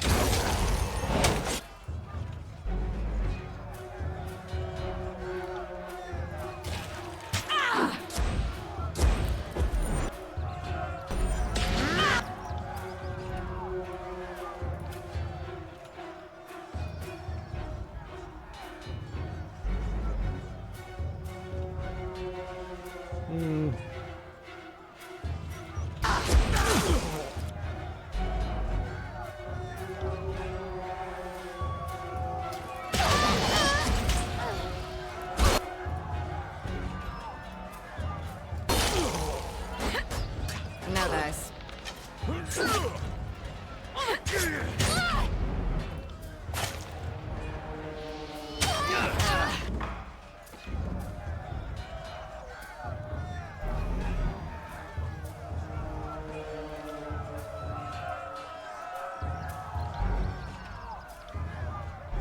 As you command.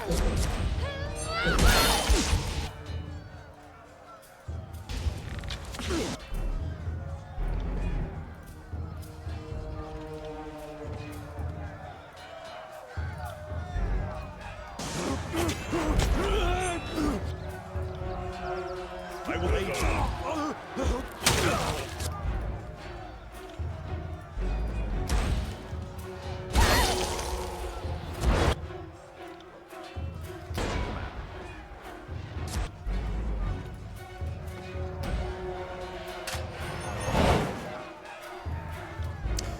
Every time I see one of these little empty icons, it makes me very, very sad.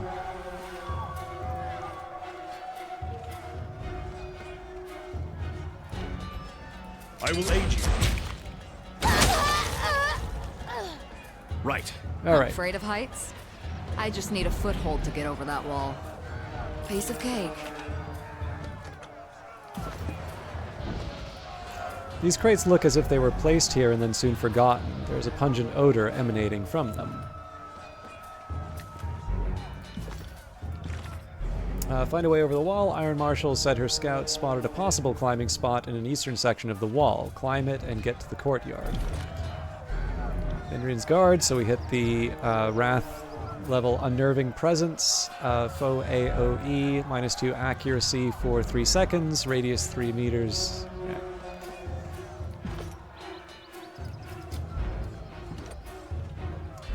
The wall is crumbling here, creating many handholds and footholds. Use cracks and jutting rocks to scale the citadel wall.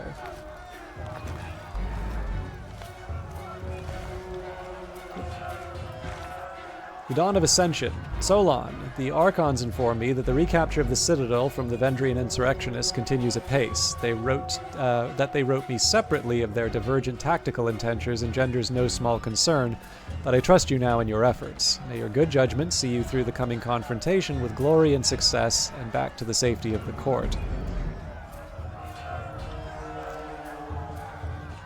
Archon, Tunon, as always, your words fortify me against the imminent difficulty and strife. I eagerly anticipate returning to your hall. A reasonable discussion of the Overlord's legal code appeals greatly after the discord of the campaign.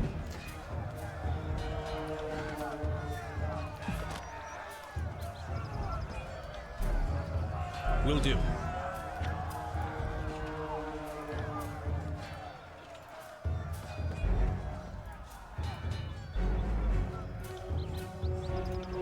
So we'll try and knock this guy.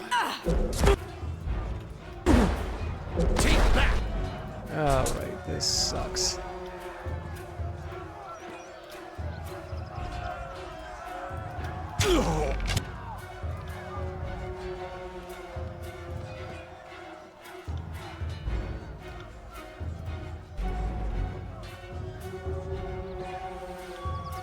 It's a hit!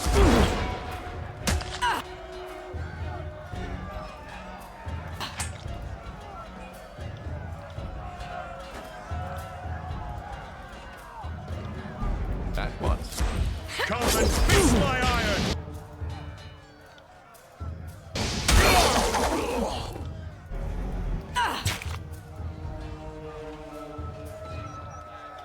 Pay attention, kids. You might learn something.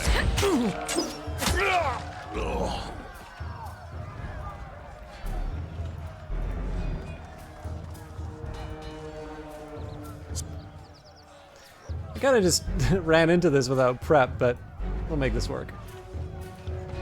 So I'll let Barrack buff himself. I'm going to let Verse actually just run in straight on her own. I'll take advantage of some magic here just to buy me some time, and then the Fate Binder. Send them at me in waves!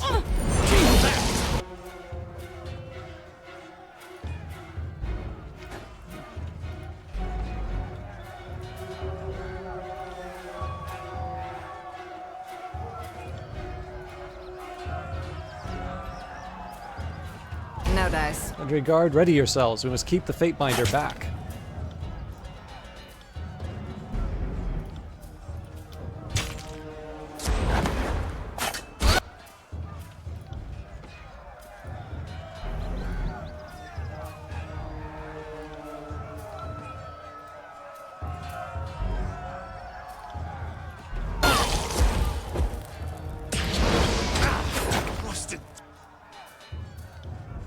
Will do.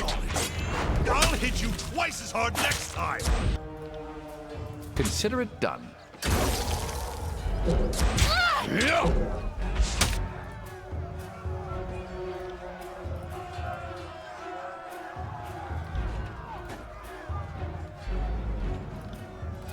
So it'll be a little bit of a bold one, but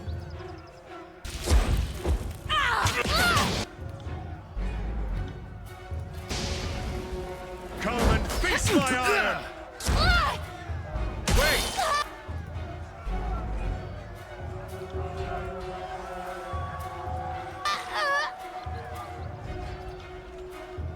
Consider it done.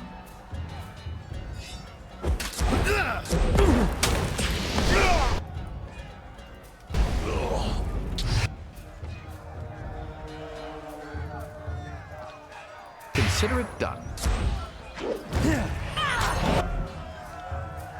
Will do. At once. Why can't I hit anything? Your will is weak. Let's try that again. Keep your filthy hands off me!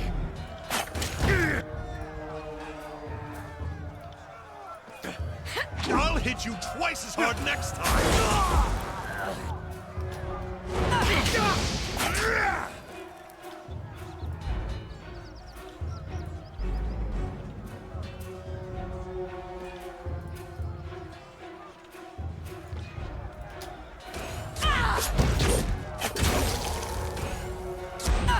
On it.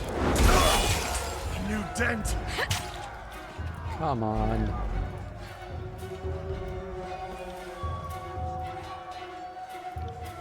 Right.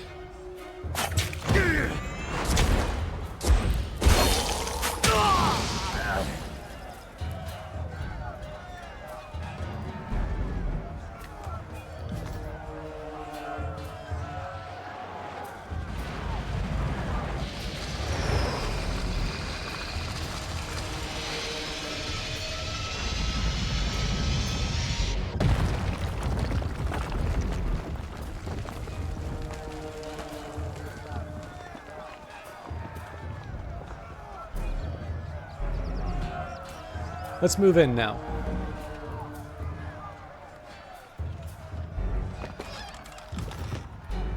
The training dummy is well worn and looks as if it's been patched up and put back together multiple times. Fatebinder, head west into the main courtyard. I'll be right behind you. That wasn't so hard.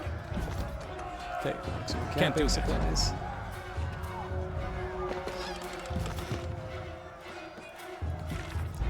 Go into the main courtyard before the Scarlet Chorus do.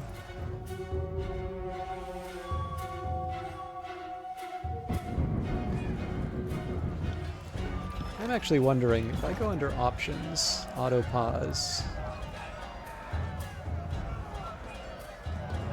Let's do combat start.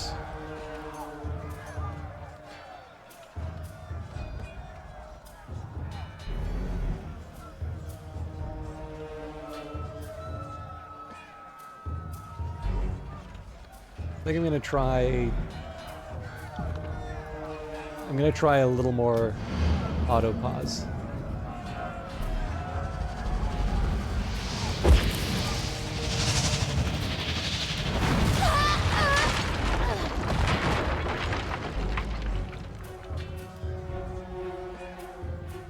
We've breached the gate. The chorus has breached the gate. Fall back.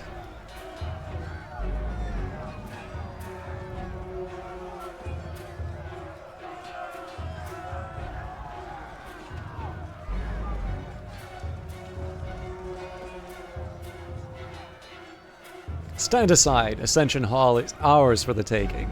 Fifth Eye swings his spear in broad arcs as he roars in his crackling tenor. Withdraw at once before you feel the weight of 1,000 chorus blades and bludgeons. No sooner would a family of maggots beat back a pack of wolves. The disfavored commander beckons the Scarlet Chorus forward. Come, I'll take you 5 at a time just to make things fair. So, about the edict. Commander looks back at you and gestures north. We'll stall them. You make a break for the inner sanctum.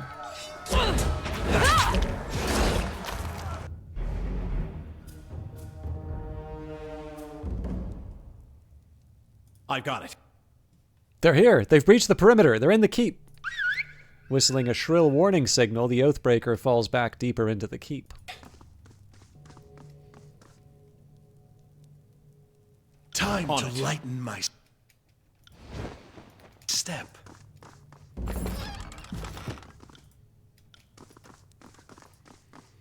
Vendrian Guard weaponry and armor lie here. Chipped, scratched, and scarred, these armaments Can't do that. have proven their efficiency and durability time and time again.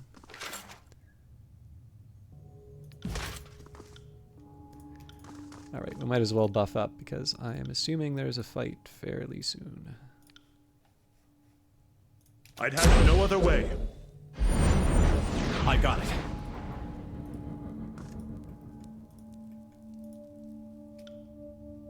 Okay, I'm happy with as long as Lantry's not sort of in the vanguard. Alright, you just screwed everyone.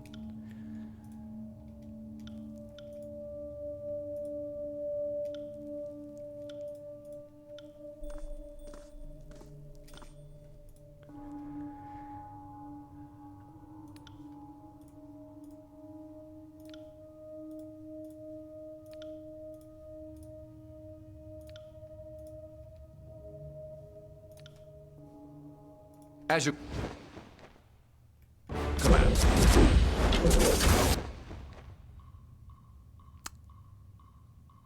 Cool. Which character's ability just finished?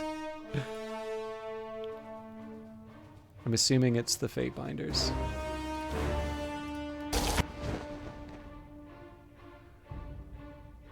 Yeah, this is definitely gonna... This is gonna create its own frustrations, I think.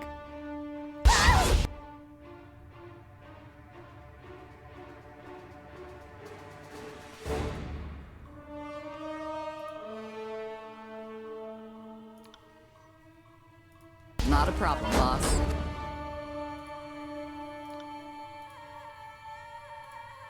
I will aid you.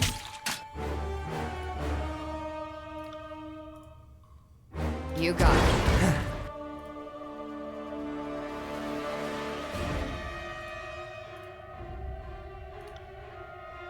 At once. You will fall before us.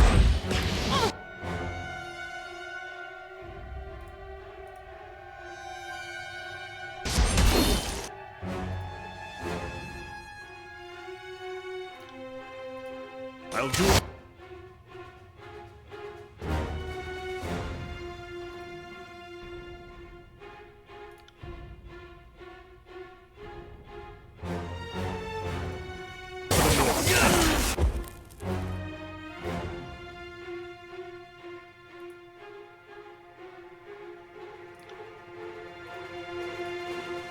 On it.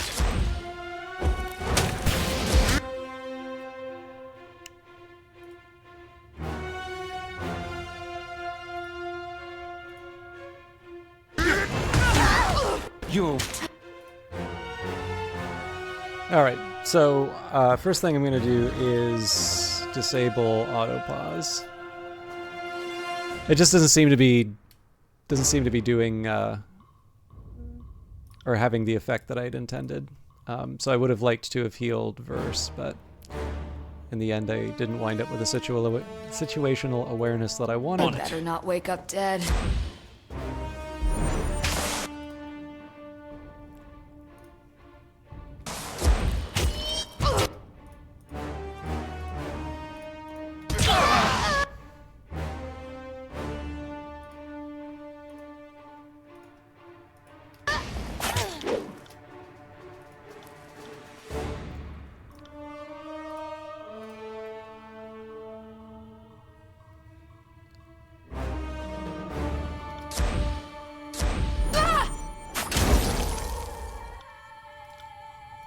I got it.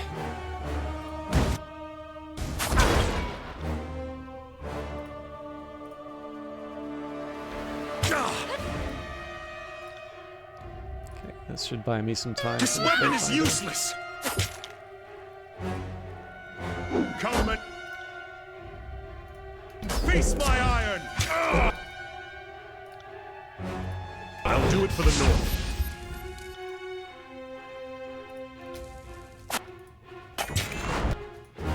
Time to change.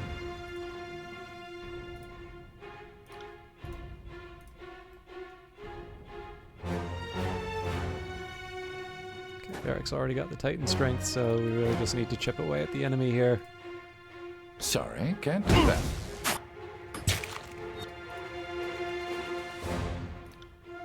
I got it. I get this point I need to maneuver him for healing. Just give me the signal. You have the signal. My armor feels lighter.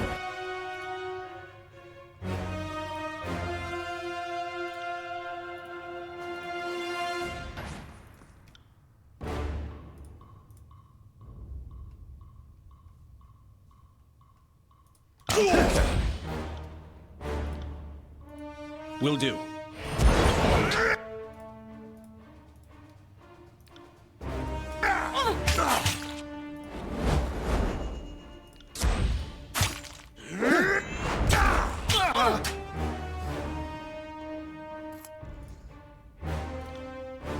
I will aid you.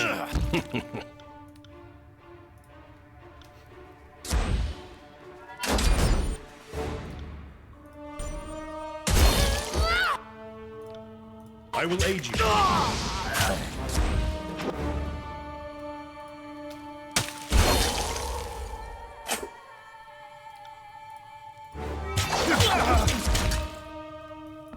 On it.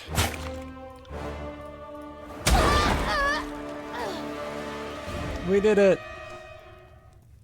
Right.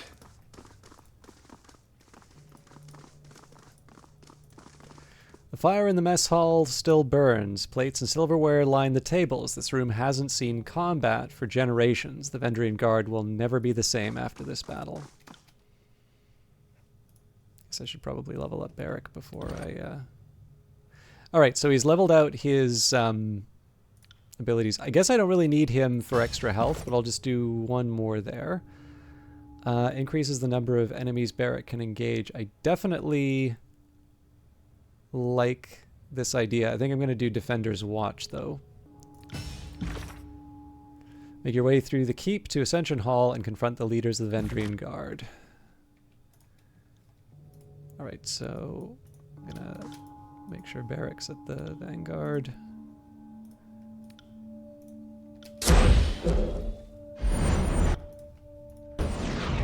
Look at that, a future corpse.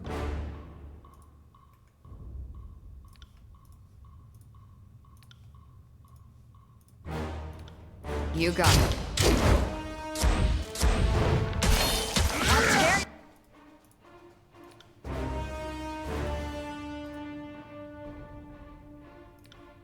You got it.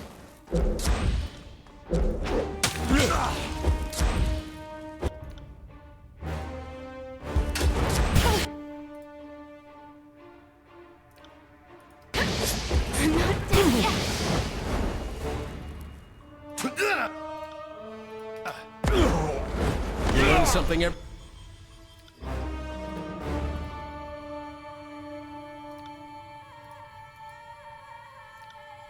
You got it.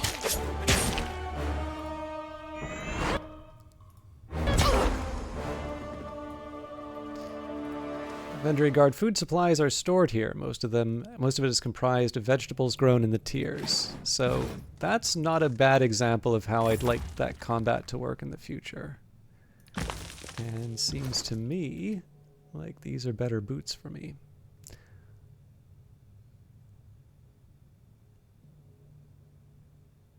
Oh, maybe not.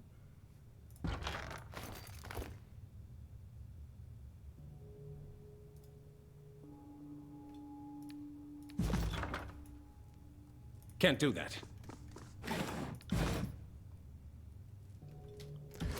Although, again, this all should be going in the group inventory. Okay,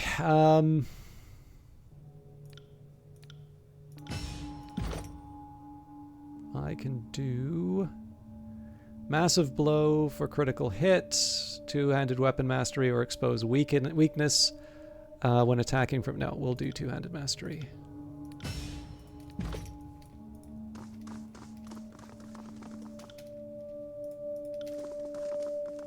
As before, we can buff up. I will aid you. And send in Barrack.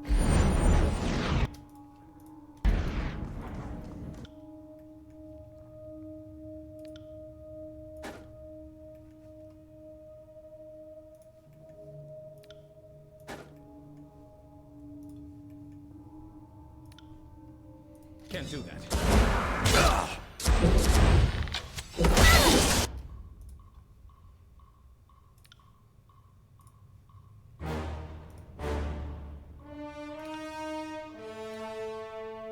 You got it.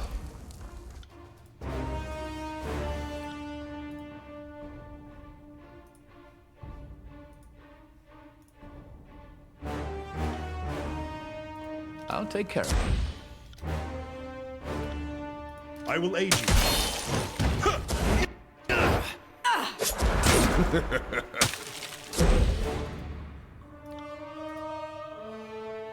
You got it.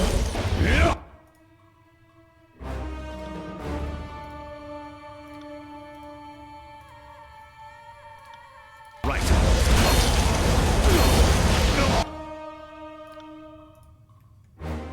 You got it. Serious stuff.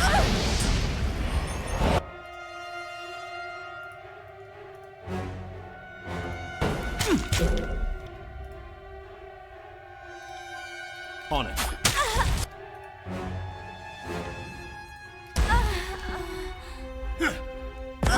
On your... Can't wait to try that again.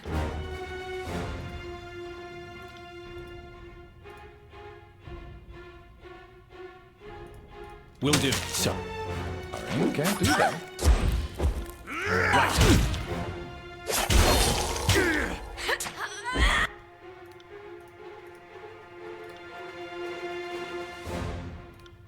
Count on it.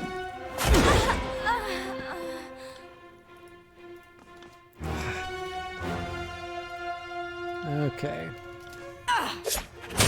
So we should be able to just send Barrack in straight away to these guys, and sort of same idea as before. Hold back Consider for a it little done. bit to let the... Your days end Ooh, that's a few more than I was expecting. here.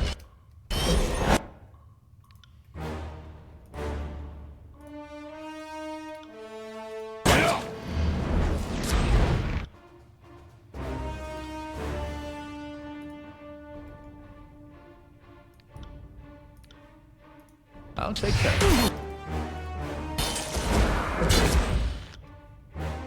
Alright, that's unfortunate.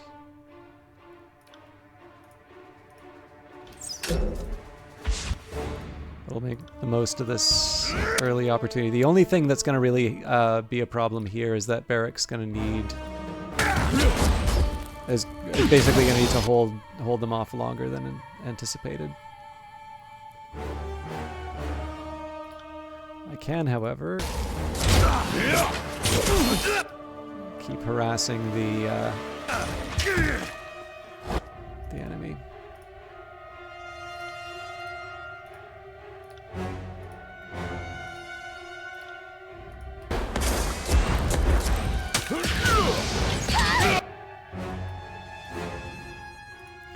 Okay, so the burst can go around the edge. Right. Fatebinder has some magic he can apply to the situation.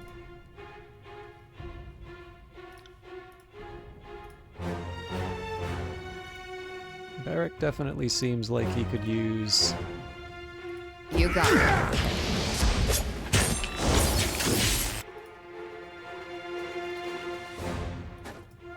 Can't do that.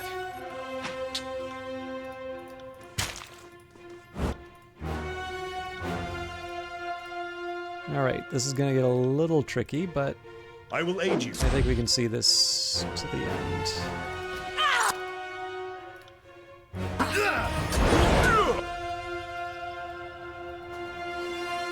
Hey, Prosciutto Fist. Very good to see you. Sorry if I missed your message a little bit earlier. Let me just take a quick second to shout her out. I will say that for those of you that like this style of game, I think Prosciutto Fist did a wonderful job with Baldur's Gate 3, which I realize is kind of more of the modern style of CRPG rather than something like this, which is sort of hewing a little bit closer to the classics, loosely defined. I know some people don't like... Some people will think that this is the modern one, but... yeah, the only thing I wanted to say is that I've heard Pro say on stream, you know, some of the talking games are difficult to do for a stream, but she has a very, very enjoyable cast. It really likes Hades and the games that Hades has inspired, but really does a little bit of everything. Has actually most recently been doing Blueprints, and is just a ton of fun to hang out with. So... for those of you that have not done so, I definitely recommend following Prosciutto Fist and seeing what's up. Right. Actually, probably should get out of there.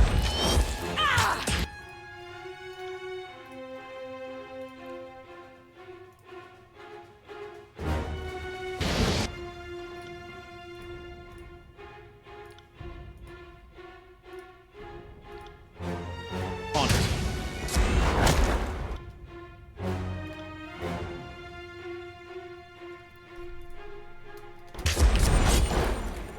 Oh, that's frustrating.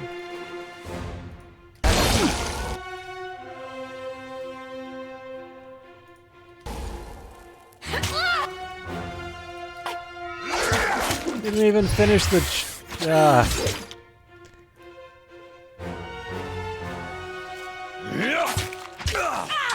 Come and face my iron.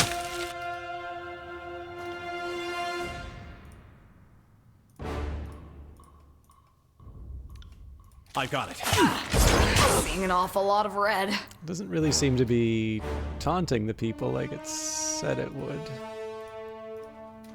So we'll see if Lantry can do a last minute deal.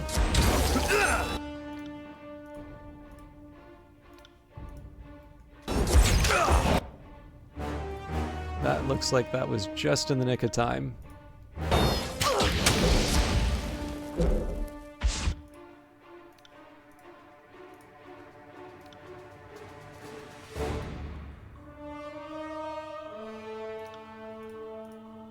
I will aid you. Seeing an awful lot of red.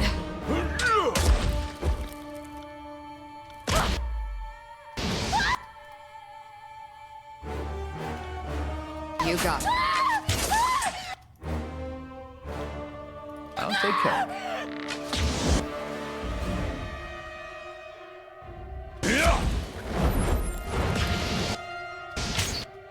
Not quite sure why it updated the quest there, but I won't question it.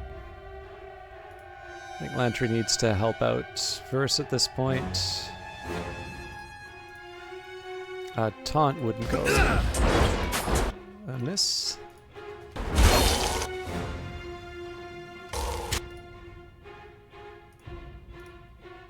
Bleed out, you little shit! Got dark all of a sudden. I'm trying my best.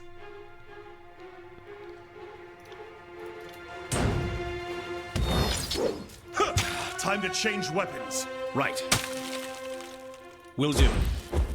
As you command.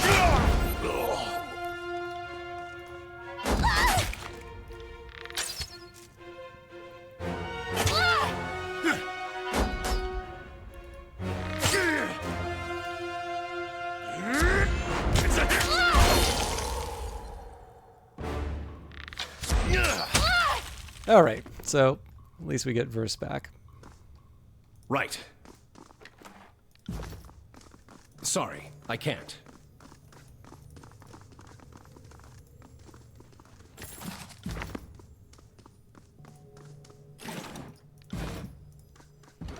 Scroll. A scroll sits here, glowing with mystical energy. Let's make sure the fate binder. Read the scroll. Read the scroll and absorb the magical knowledge it contains. The Will Sigil do. of Force. I should probably mess around with my magic a little bit, but maybe we'll do that at a proper break, seeing as we have some leveling to do and similar tasks.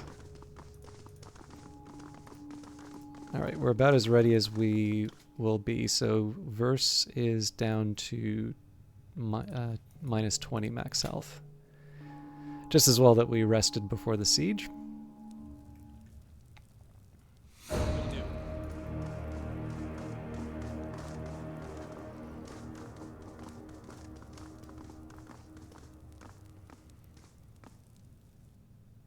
So, you are the vanguard of Kairos' conquest. Not as tall as I imagined, but we all can't choose our executioners. Already word of our defiance spreads throughout the lands. You are 7 kinds of stupid if you think our war ends here. Before you stands Captain Tarkus Ari, de facto leader of the dwindling Vendrian Guard. Short, sunburned, and agitated even when standing still, her body is a compact sculpture of muscle and bone, and her face is short on symmetry thanks to the scars and dents of a dozen brushes with death. Though your lives will certainly end here in Ascension Hall, she chortles, pointing upward to the ceiling, its stone arches somehow supporting the massive weight of the spire overhead. Consider yourself fortunate. Some of the finest rulers of Apex met death by duel in this hallowed hall. Truly, there's no finer place to settle an intractable feud. Sisters, brothers, Ari looks back to her cadre of soldiers with a solemn nod. It has been a privilege to lead and an honor to share in your final days. Taking a deep breath, she turns to you, waiting silently. You bring a lot of magic to fight directly beneath the spire. Trying to bury us all? What sort of inbred fool are you? That's a risk I'm willing to take. The sage to her side emits a nervous cough and glances up with a concerned gaze. After a short moment of hesitation, the sage runs for the exit.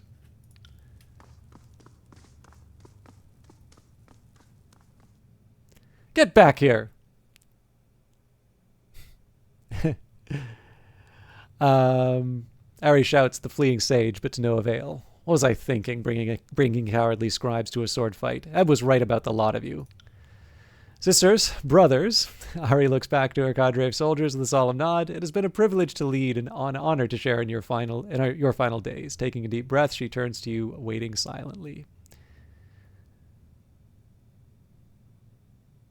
Seems your uprising amounted to nothing but dead kinsmen. And what did taking Vendrian's Well cost you? How many disfavored corpses rust in the valley? How many choirmen fell to our blades?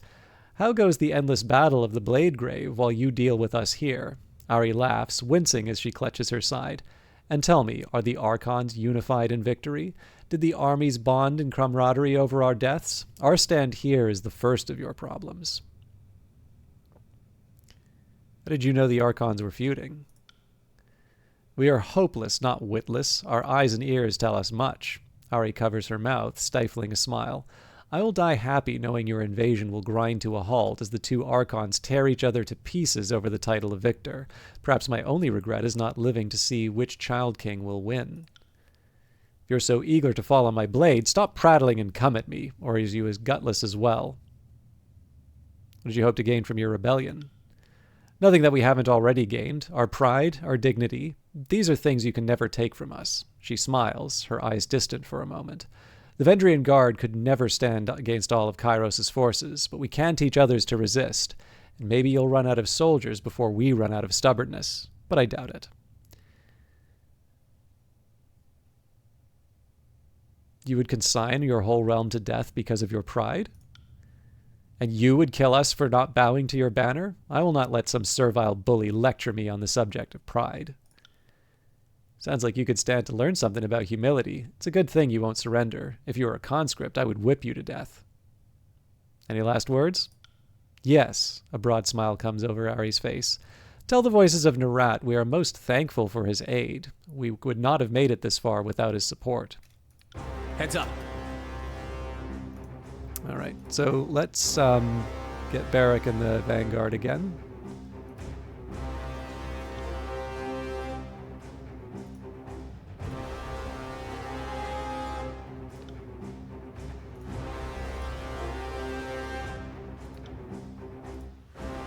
And we'll make sure Right. that Are you afraid of death?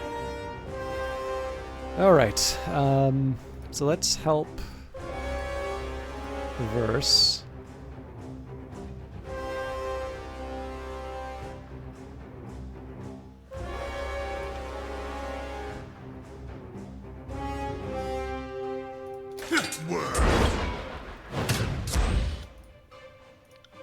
Graven Ash protect.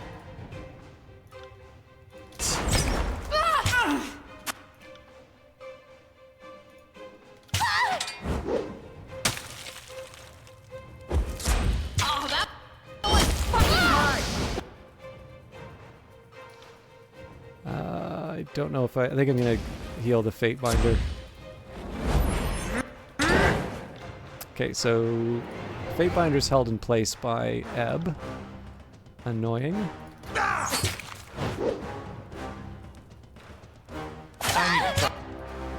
We should try that again. Wait! I will be back.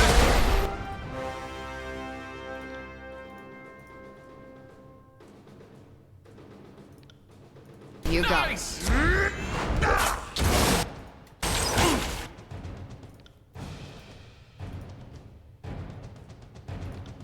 As you command. Another scar? Fine. Take me if you can.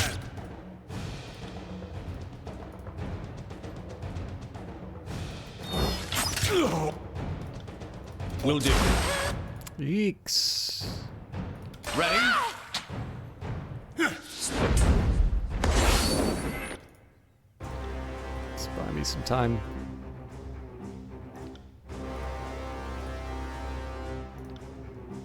I'm on it. An awful lot. Bread. I can't move.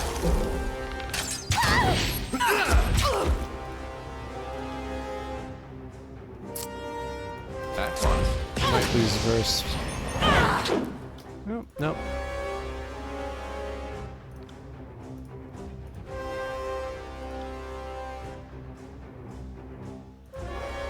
On it. Oh, someone stitch me up.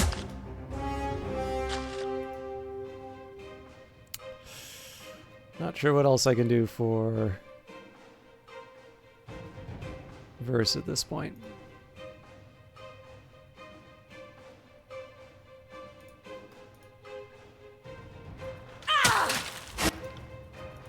Better not wake up dead.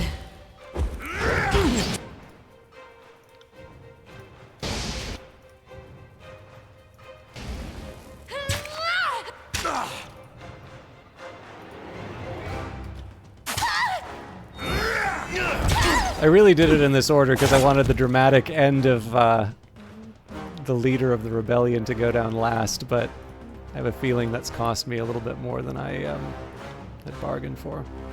Consider it done.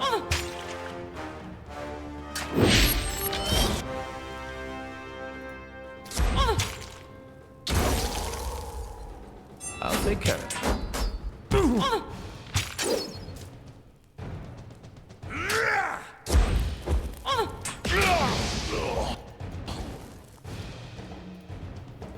I only do it for the miladies.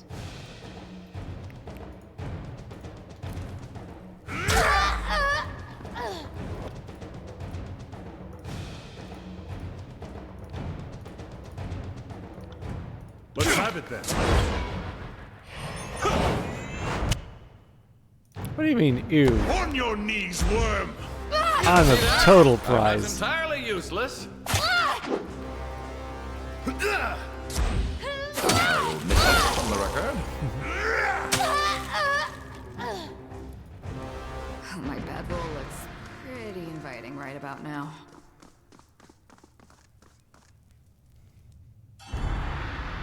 You are worthless gnats. We may die, but others will follow our example. Mark my words. The captain coughs up blood. You've bested their leadership. Most impressive. Remind me never to underestimate the skills of a Fatebinder. These seem like interesting options, so I'm honored to have had a hand in the glory. I'm sure your Archon will be pleased that I managed to do your job for you, or betray alliance. Now you arrive? I shed blood to take Ascension Hall. This place, the spire, the valley is mine! All of you be gone. I'm honored to have had a hand in the glory. And your help was pivotal. Graven Ash will soon be hearing an earful about your skill and courage. The clatter and madness of combat has finally ceased. Ascension Hall is, for a moment, tranquil. They pox take your children. Ari slumps to a crouch, her body trembling from injury and fatigue. With those words of defeat, the burning hum you've heard in your head for days on end tapers off into nothing. Your mind returns to a state of quiet that it's not felt since you proclaimed the edict upon Vendrian's well.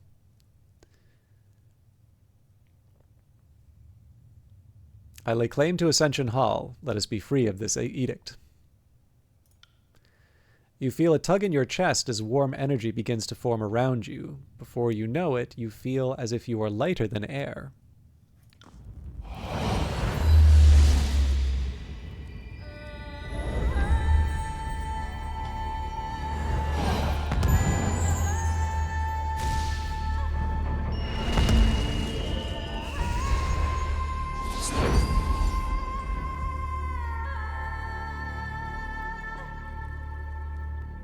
Let me guess, this is when Pro's going to say you and your dramatics again.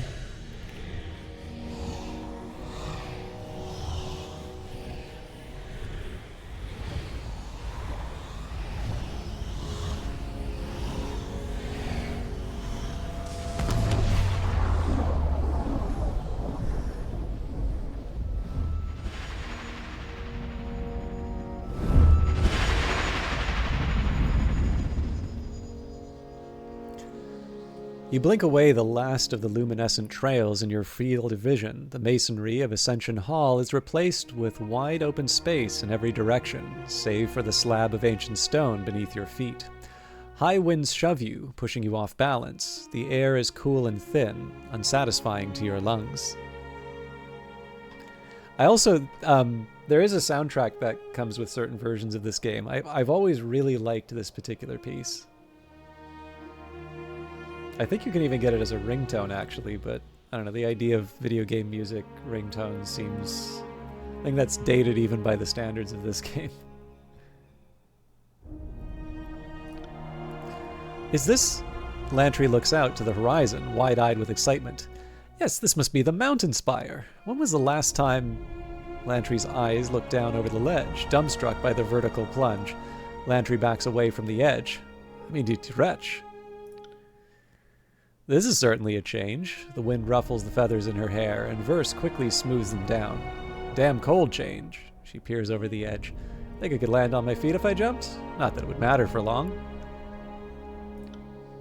Kairos be merciful. What now? Varric spins around on his feet, looking about, trying to take in as much as he can through the narrow visor of his helmet.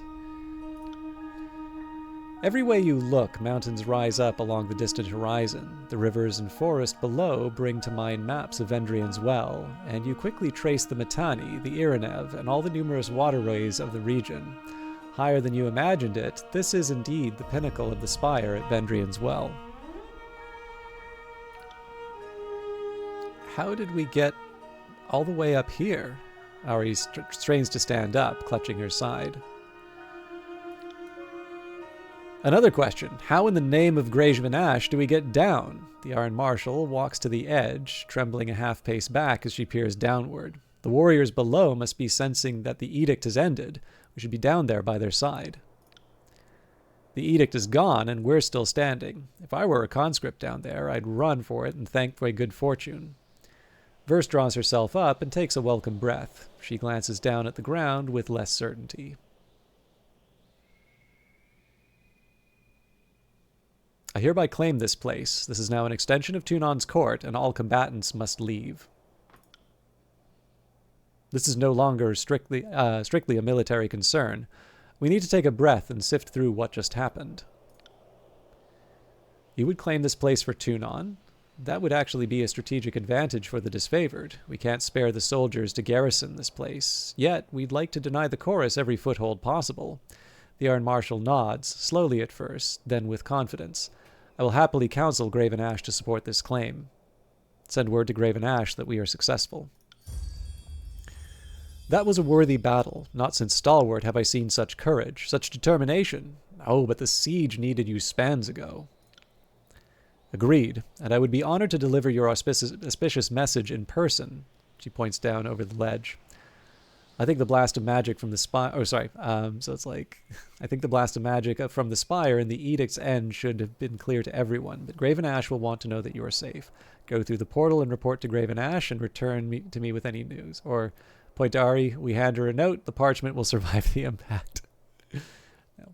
I think the blast of magic from the spire and the edict's end should have been clear to everyone, but Graven Ash will want to know you are safe. Go through that portal and report to Graven Ash, then return to me with any news.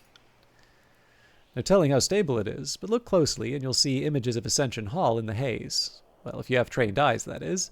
Of course, even if it's not stable, the alternative is jumping, so what do we have to lose? Oh, how did I not notice that? The portal's shimmering contours glimmer the moment you call out its presence. Assuming it takes me back to Ascension Hall, I'll carve a path to Ash and let him know the score. With a resounding clatter, Aranos beats her breastplate in salute. Glory to Kairos! So the Iron Marshal. Thank you for being the edge of our blade. We've been short-handed ever since we took the Gates of Judgment, and these Oathbreakers fight well above their station. Without you and my vanguard, this would have been a bloodier day. There's no telling if we would have seized Ascension Hall in time. Narat's treachery means war. I trust we will be able to rely on your continued support in the coming trials. No doubt I'm the very definition of an enemy of the Overlord, but I didn't just resist, I led others into resistance, so I know what's about to happen. But I know when I've met my match, and like most folk, I'll do whatever it takes to live. If you'll show me mercy, I will pledge my life to you, good Fatebinder. The Tidecaster bows on one knee, lowering her gaze. I know I'm an Oathbreaker, so my word isn't what it used to be, but I promise, if you spare me, I will serve you well.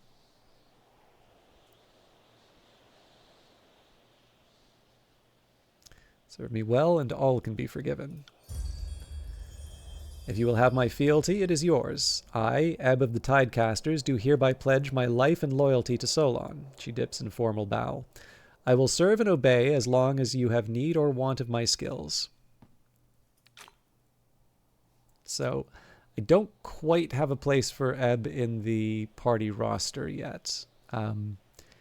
I can't really afford to lose Barrack because he's the main one. So, like, arguably the one person who doesn't have a place right now is the Fatebinder, just because he's frontline DPS, but without really the ability to take damage. Lantry is my healer. I actually don't quite know if Ebb can fill that role or not. Verse is sort of a secondary tank because she gets stronger with the dodges or the attacks. So really right now we'd be replacing Lantry. We'll see. I'll accept this for now. Vendrian Well has fallen. For the second time since the conquest began, Kairos' armies take the citadel from its defenders. With your help, the Vendrian Guard rebellion has been crushed. You claimed Ascension Hall with your disfavored allies, satisfying the terms of Kairos' baleful edict. You and the forces of Kairos are free from the Overlord's death sentence. With the threat of execution no longer looming overhead, the Overlord's armies turned their attention away from the citadel and towards each other. The tensions that flared over the long siege reached an explosive crescendo as the disfavored and Scarlet Chorus armies clashed iron and bronze in a hasty, disorganized battle. As his forces were cut down, the voices of Narat and his officers escaped to the Stone Sea, leaving the conscript army to carry on their battle against the disfavored. In the aftermath, the disfavored broke camp and withdrew to their fortress in the Bladegrave, there to regroup and prepare for the extended campaign against the Scarlet Chorus. Having taken Vendrian's Well for yourself, Archon Graven Ash recognized your lawful claim to rule and occupy the Spire. As the days passed, the wounded and injured were nursed to health. You explored the strange bastion and planned your next steps with careful deliberation. As word spreads that the Scarlet Chorus and disfavored turn on each other, factions once resolved to bend the knee are inspired instead to continue fighting. The Archon's feud has heralded the collapse of Kairos' offensive. Tunon, the Archon of Justice, observes the chaos and discord spreading across the land. The Archon summons his Fatebinder to return to the court at the Bastard City and report on his actions in Vendrian's Well.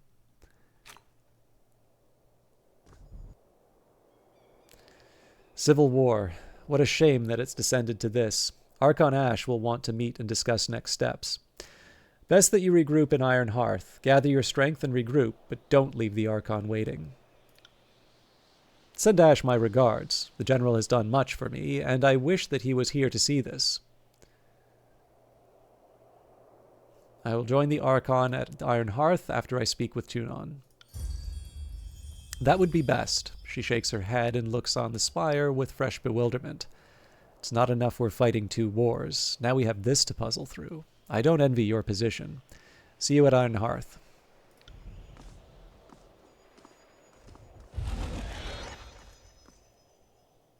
The dizzying energy from the spire falters. Whatever force awoke the powers that reside here gutters and fades, though a faint hum persists in the sculpture at the center. That's odd. There was a portal here moments ago, but it seems to have vanished. Look around for a solution. The humming from the curious sculpture pulses and builds in volume, as if to draw your attention. Alright, we got some reading to do. Power. Ending Kairos' edict on Vendrian's Well filled you with a great deal of power. This will undoubtedly prove useful as you travel through the tiers. You should investigate the origins of this power and find ways to acquire more. A new bar on your character sheet. Oh, this is interesting. We're missing verse?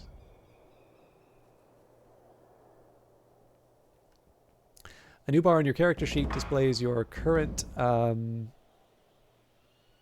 current level of power. Press C to open your character sheet and view your current level of power. 400. I have 400 powers. That definitely means something to me. Okay. I think Second Breath would not be a bad idea given how much time Verse has been spending on the ground.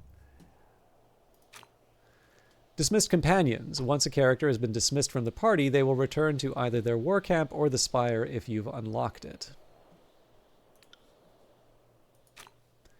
Spire. You have acquired your first spire. This spire will be your home base as you adventure through the lands of Kairos' tiers. Your spire gives you a free location to rest and recover from your travels. As you acquire more spires, you will discover additional functionality. Click on the spire icon to open your home base interface, or press H. All right. Mysterious device. The ancient device perched atop the mountain spire in Vendrian's Well is a product of a forgotten age. It is unclear what function it once had or if it can be used again. Resting in any spire grants a bonus to all skills. So it says here recruits.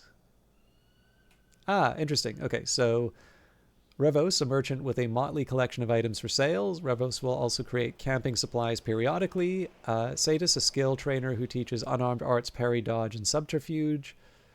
Isolon, a skill trainer who teaches one-handed weapons, parry, and athletics. Swordbreaker, a skill trainer who teaches one-handed, two-handed, and dodge and athletics. Corpse Eye, a battlefield scavenger with many unique items for sale. Tanara, a skill trainer who teaches one-handed weapons, two-handed weapons, dual wield, parry, and dodge. So this would be arguably most useful for my current crew. Kenrick, a smith who regularly produces weapons. Lone Fang, an old beast woman who regularly provides food to take into battle. Fatebinder Cesper, a Fatebinder with the ability to change what skills you are proficient in. And Tychon the Swindler, a swindler from the Bastard City who is able to acquire valuable items left unattended. All very tempting. I think probably Tanara is the first one I want to hire. Tanara will appear next time you travel to the mysterious device.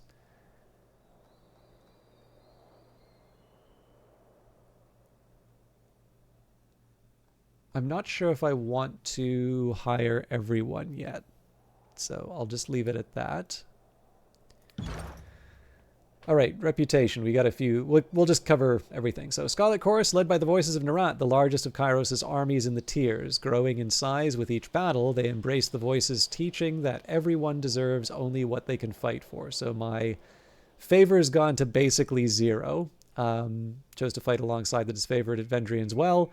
It's grown. The voices of Narat reputation changed him and his faction linked to him, and chose to fight alongside the disfavored at Vendrian's Well.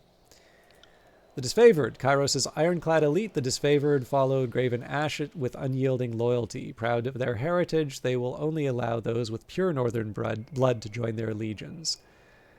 The disfavored respect your dignified ways, but they are dismayed by my barbarous ways. So stand together, stand tall. Passive, pulse rate 3 seconds, area of effect, resolve, +3 resolve for 3 seconds. All party members near you receive a bonus to resolve. And favor of the Fatebinder, allied non-self target, shielded for 80 damage for 30 seconds. All right, I should definitely use that more often. The Vendrian Guard, ceremonial honor guard of House Vendrian, rulers of Apex before Kairos' invasion. You triumphed over Tarkus Auri and the Vendrian Guard during the battle for Vendrian's Well Citadel. So favor effectively went to 0. Wrath went near top. Unnerving Presence, -6 accuracy for 3 seconds. It's interesting if that's for everyone. Lethian's Crossing, a small trading settlement before Kairos' invasion. The discovery of iron in the nearby mountains turned Lethian's Crossing into a center of commerce, and they are pleased by my words and actions. Lantry is almost on the verge of liking me, elated by my intellectual ways. Lantry is also painfully aware he was rescued to serve a purpose. Beric was elated by my noble ways, but appalled by my barbaric words and actions 3 times. He fears me more than likes me. So yeah, lost some points, and he was disappointed. Yeah, so basically my barbarism. So permanently fused into a suit. Sorry, I should read the descriptions. Lantry, scholar, survivor, and chronicler. Lantry is a learned man of advanced age but youthful temperament. As a sage of the School of Ink and Quill, Lantry is broadly educated in arcane and academic matters, knowing a wide variety of spells and secrets lost to the common tiersman. Beric, permanently fused in a suit of armor during Kairos' Edict of Storms. Beric is a lumbering paragon of war. He clings fiercely to his loyalty to Graven Ash and the noblest values of his northern homeland. Verse, a tiersman hardened by conflict. Verse is elevated in the ranks of the Scarlet Chorus by killing her superiors, sleeping with one eye open, and never drinking from the same canteen twice. Verse was elated by your feisty and chaotic inclinations, times 10. Appalled by my orderly, honorable ways on a couple of occasions. But we do have death from above as a result of our high loyalty. And Ebb, allegedly the last member of the School of Tides, a mage guild specializing in magic of the moon and seas. A seasoned traveler and an arcane scholar prior to the war, Ebb has devoted her days to fighting Kairos' occupation of the Tears. Oof, tough crowd. The Archon of Justice and loyal servant of Kairos the Overlord, leader of the Fatebinders. Tunon's powers are feared by other Archons, though none will provide details. Graven Ash, Archon of War and leader of Kairos' Ironbound Legions of the Disfavored. Rumor speaks of a magical link between Ash and his soldiers, and that only a mortal blow will keep the Disfavored from rising to fight again.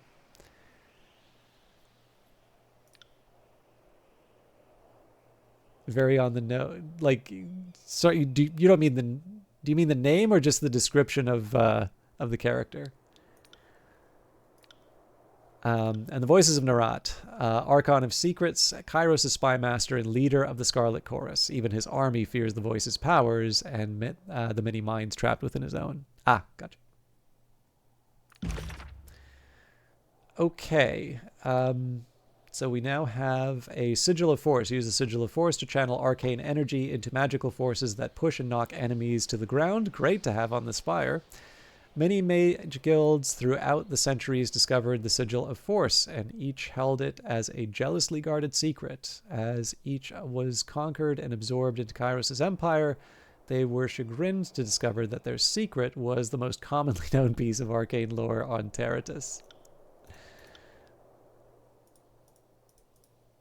Okay, so I have to have a expression sigil. So concussive bolt, crush damage,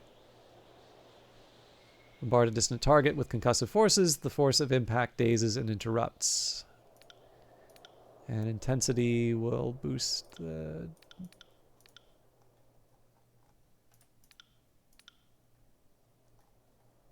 Okay.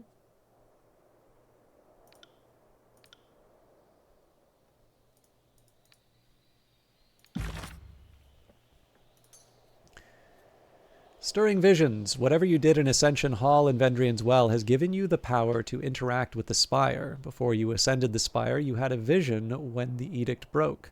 Understanding this vision might help you better grasp this new power you acquired. The teleporter that brought you to the top of the mountain spire at Vendrian's Well has shut off and left you stranded atop the pillar. Perhaps the strange device at its center might hold the key to activating it once again.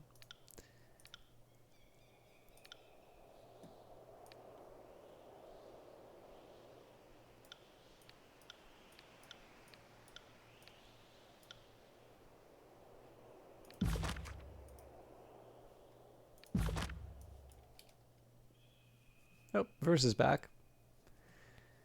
I'm kind of over time. I think maybe what I'll do here is we can do some dialogue with the different characters. And so, civil war divides the armies of mighty Kairos. The reckoning that comes of this failure will be great indeed. We find ourselves in the darkest times. Brothers and sisters who fought for a similar cause now skewer each other over blighted lands in the favor of distant powers. What would you have done at Vendrian's Well? Backing the disfavored was the only logical choice. Graven Ash is the only Archon worthy of your confidence, and you were wise to recognize as much. Naturally, I would have done the same.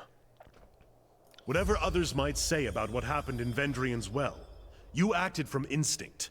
I can't help but respect that. There's going to be some repetition from the dialogue, but now that I've got some extra loyalty and favor and such, I want to see what changes.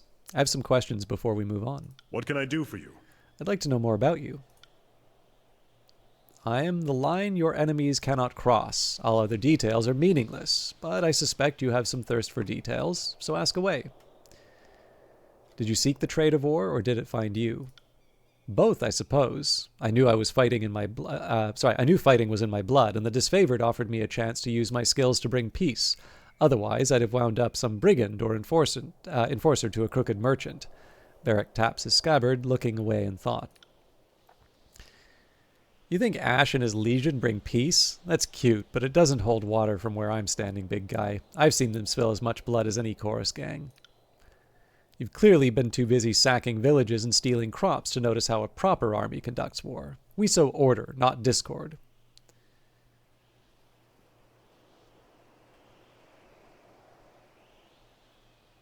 You two are worse than Ash and the Voices. Stop this at once. Drawing himself up, Barrick glares at you with distaste. Speaking ill of the great general is not wise while I'm in earshot, Fatebinder. Hey, the boss has a point. Trading jabs is fun, but it's not going to get us anywhere. Verse chuckles and shakes her head. May I continue my story, or do you plan on interrupting again? Barrick waits until Verse makes a rude, dismissive wave before continuing. The disfavored needed recruits in anticipation of the march south. They offered to care for my mother and brother as long as I stayed with the Legion, which is a better guarantee than you'll find anywhere else.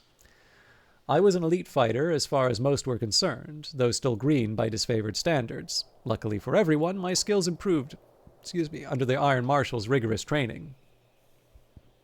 Tell me about your name. Barrick is a shortening of my northern surname, which has been passed down through the generations since Graven Ash assembled his army. I go by it because I wear it with pride. The proper form is Barraconan. Beyond its age and association with the General's Legion, the name of Barraconan has no great titles or associations. I hold no claim to a great house or legacy, save for the disfavored. They are all the kin I need. It's the story with your armor. It is a symbol of Kairos' will. One that I am not likely to forget. I found this armor. Perhaps it would be better to say that it found me during the Edict of Storms. What happened during the Edict of Storms? When we heard that Kairos would proclaim the edict, we rushed into the field to battle the forces of Stalwart. I was shoulder to shoulder with some of the Legion's most decorated veterans, and my pride blinded me to the danger.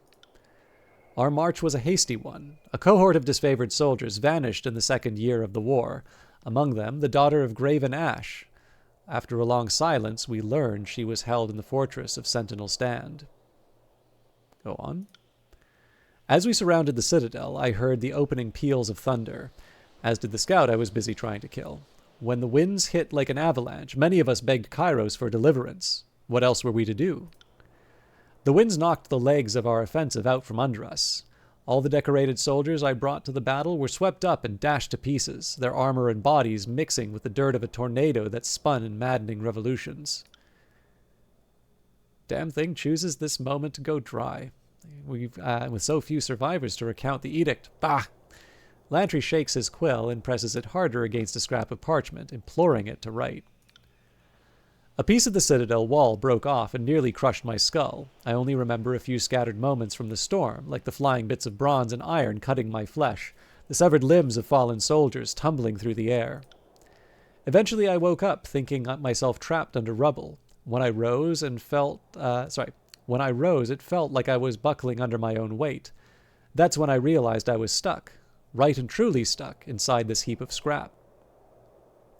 What happened to Ash's daughter after the edict hit? She was trapped behind the walls of Sentinel Stand, imprisoned by Kairos' storm as well as the fortress itself. 1,000 soldiers standing shoulder to shoulder could not have endured those winds to rescue her.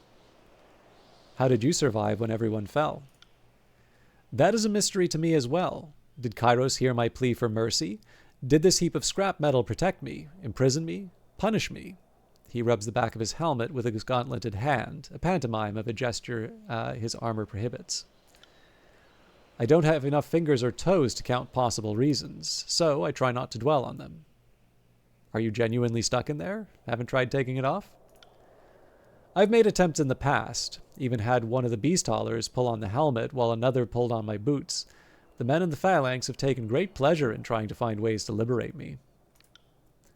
In time, I grew wary of the struggle. Sometimes I fear that removing the armor would be to question Kairos' judgment and risk a more odious curse. Looks like pretty solid protection. That would be an understatement, if only it protected me from foolish questions. Barrick regards you in such a way that you can tell he's rolling his eyes. A forlorn sigh escapes his helmet. Do you handle your own repairs? I try to keep the surface oiled to slow the spreading rust, and I bend the plates from time to time, but repairs? Maintenance? No. If you have any ideas about how to better maintain this situation, I'm open to discussing them. Back to my questions about you. By all means, Fatebinder. As with all disfavored, I assume you grew up in the Northern Empire? That's right. I grew up in Battle's Rest, then trained at Fort Resolution before they marched me out to support the second cohort. I hope to spend my rusting years in Freton shores, unless, of course, I die in glorious battle, which would be preferable. My mother's good with the soil, my father with rings. He spends much of his time away on one's merchant's errand or another. Still, I'm lucky to say they're both alive. Let us speak of something else. As you like. Would you like to discuss removing your armor? He looks at you for a very long time. His expression is as unreadable as ever. Though we are encouraged to couple and mate within the Legion, I don't consider you one of my cohorts. I think I'll decline. I wasn't talking about sex, Merrick.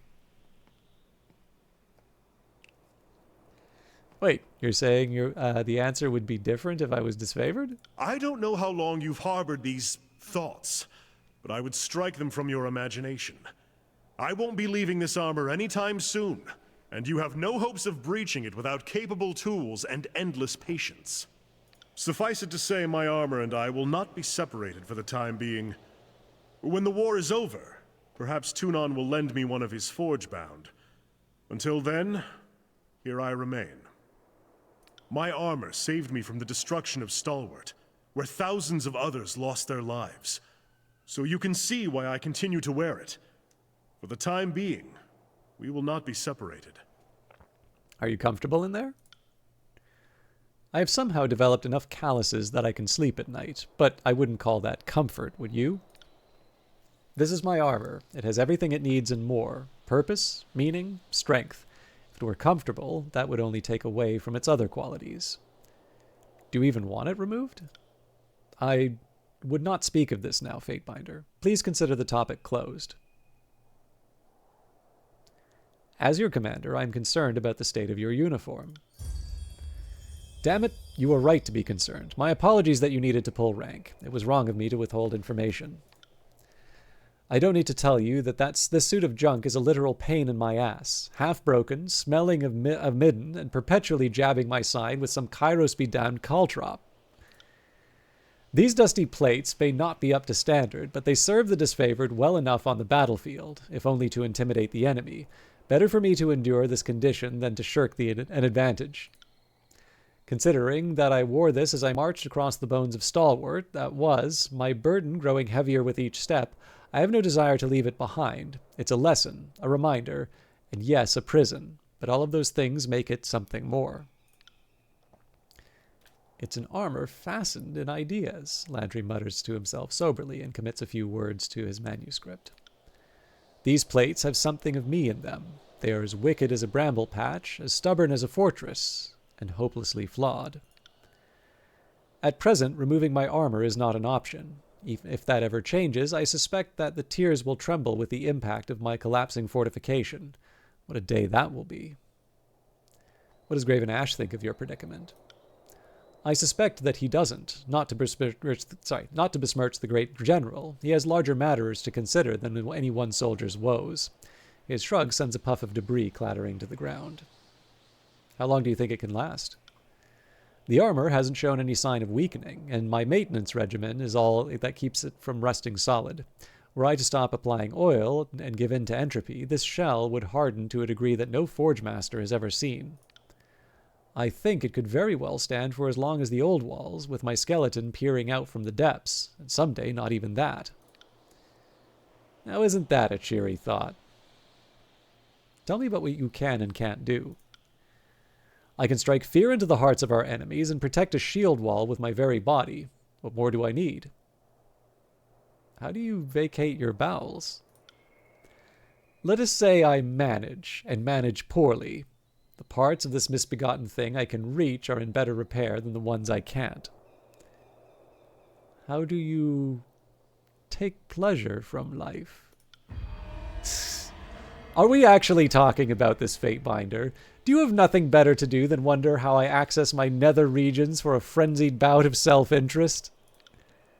I don't want to hear this. How do I even run far enough to avoid it? Verse plugs her ears and winces against the inevitable. Well, I can't, and not from lack of trying. My works are inaccessible from the outside.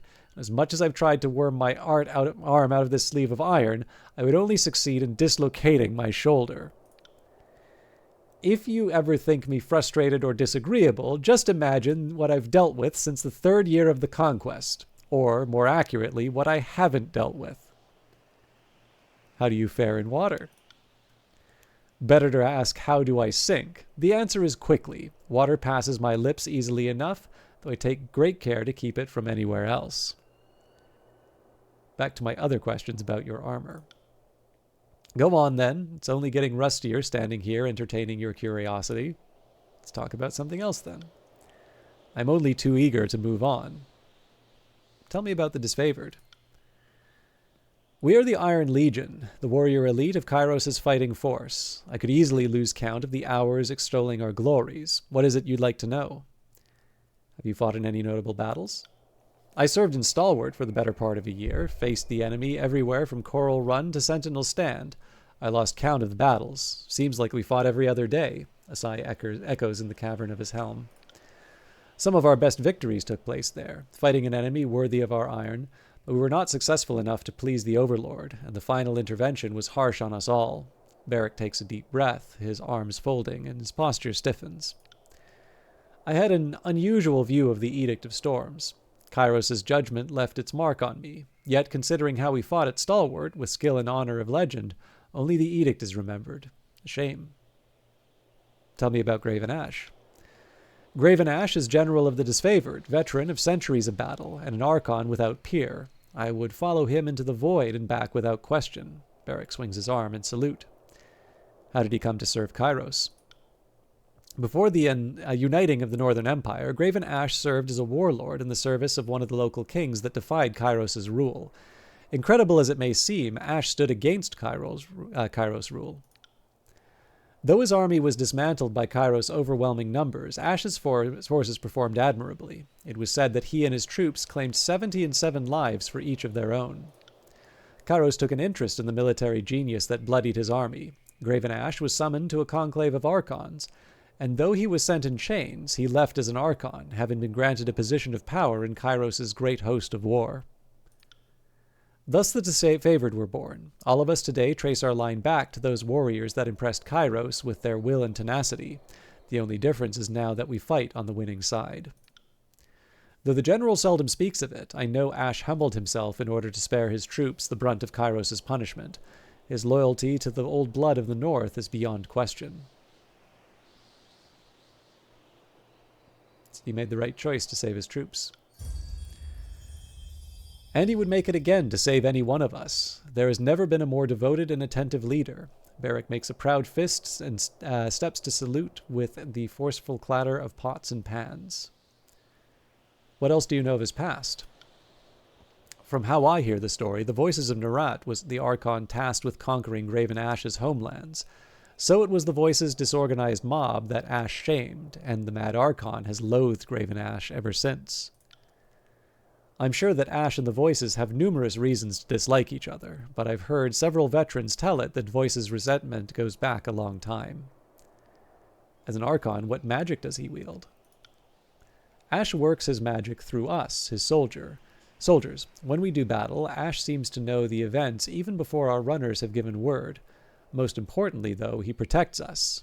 It's a bit tricky to explain unless you've experienced it. I can think of countless times I've been struck by a spear or hit with an axe, even a run through with an arrow, and each of those moments the pain and injury just cease to be. None of us knows how he does it, or how he can sense that we're in danger and intervene from afar, but I suppose that's why he's an Archon. What he does probably wouldn't make sense to anyone like me. How do you feel about Graven Ash? How do I feel about him? Archon Ash is the bravest, warmest, most compassionate general who ever lived. He is a living icon of leadership and courage. Beric tilts his head slightly to the side, as far as the suit's limited range of motion permits. Ash is a soldier, but he doesn't kill for sport. A leader, but he doesn't issue commands to hear himself talk. He demands discipline and sober conduct of his troops, and I applaud such standards. Back to my questions about the Disfavored. Go on, I'm listening. What can you tell me of your time in the Legion?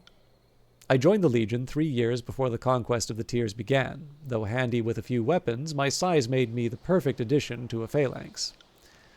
I've served with the Stone Shields ever since. Proud to say I've stood in the front row, right corner of over a dozen battles. This has been my place ever since the Iron Marshal gave me the assignment. The Bastard City, the Gates of Judgment, Vendrian Pass, Auchen's Ring, a quick tour in the Barris and Chains, and then Stalwart.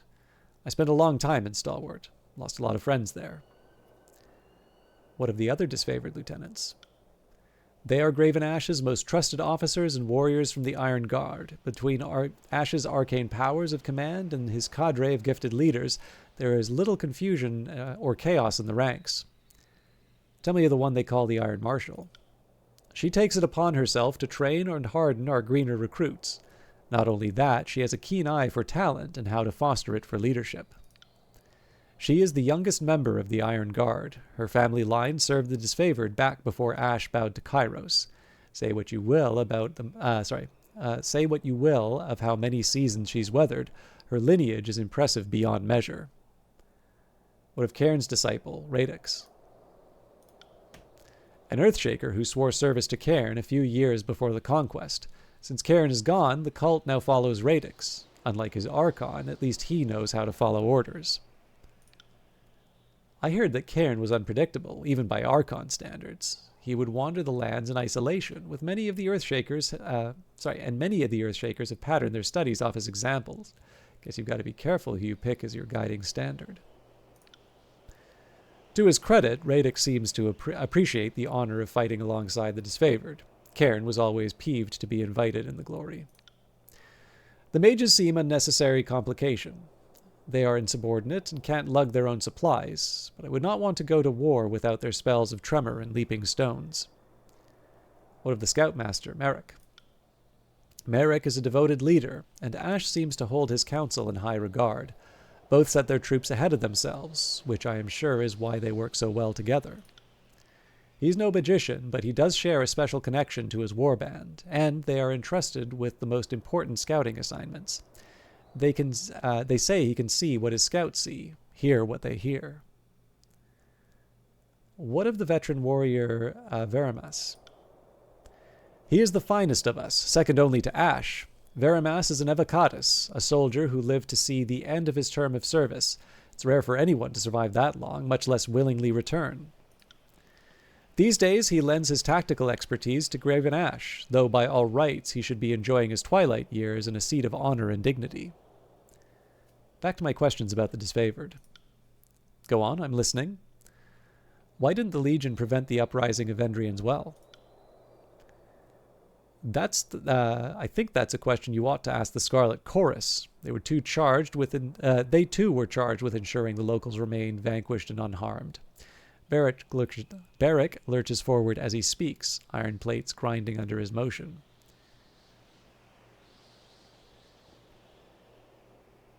Say the Vendrian Guard are really the only guilty party. It was their rebellion after all. That is a supposition unworthy of you, Fatebinder. The Tears are but children before Kairos. We don't blame them for their ignorance, but the responsibility to set them straight is ours alone. What can you tell me of the Legion? So I'm sure you've seen this from the... Well, I don't know how much you're looking at the text. Sorry, my hand's a little numb.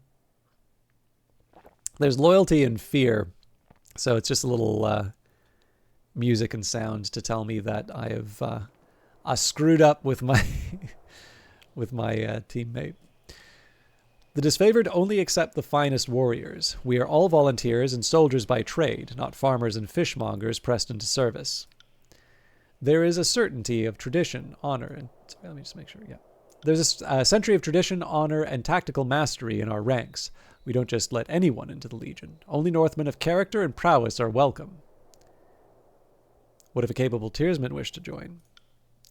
We would not recruit even a champion of the Tearsmen. Each soldier in the Legion is tied by blood and fealty to those who stood with Graven Ash during the coming of Kairos. That is part of who we are, and that will never change. So why is the Legion called the Disfavored? It is a name born in shame, now worn in honor. After Graven Ash stood against Kairos, he was forced to give up much, his allegiance, his pride, and the name of his vaunted army. What was the Legion originally called? The name has been forgotten by all save Ash and Kairos, and it is considered bad form to bring up the topic. Since you didn't know any better, I'll say this much. Disfavored is the only name by which one needs to know us. Speak of something else. Back to my previous questions. We're almost done mowing the lawn. I have some questions about the Scarlet Chorus. The allies who are supposed to help us conquer the Tears? Common criminals, every last one of them. What would you like to know about the Scarlet Chorus? What do you know about the Voices of Nerat? The Archon of Secrets? All I know are rumors, hearsay, speculation, but that is as much as anyone knows about the Voices.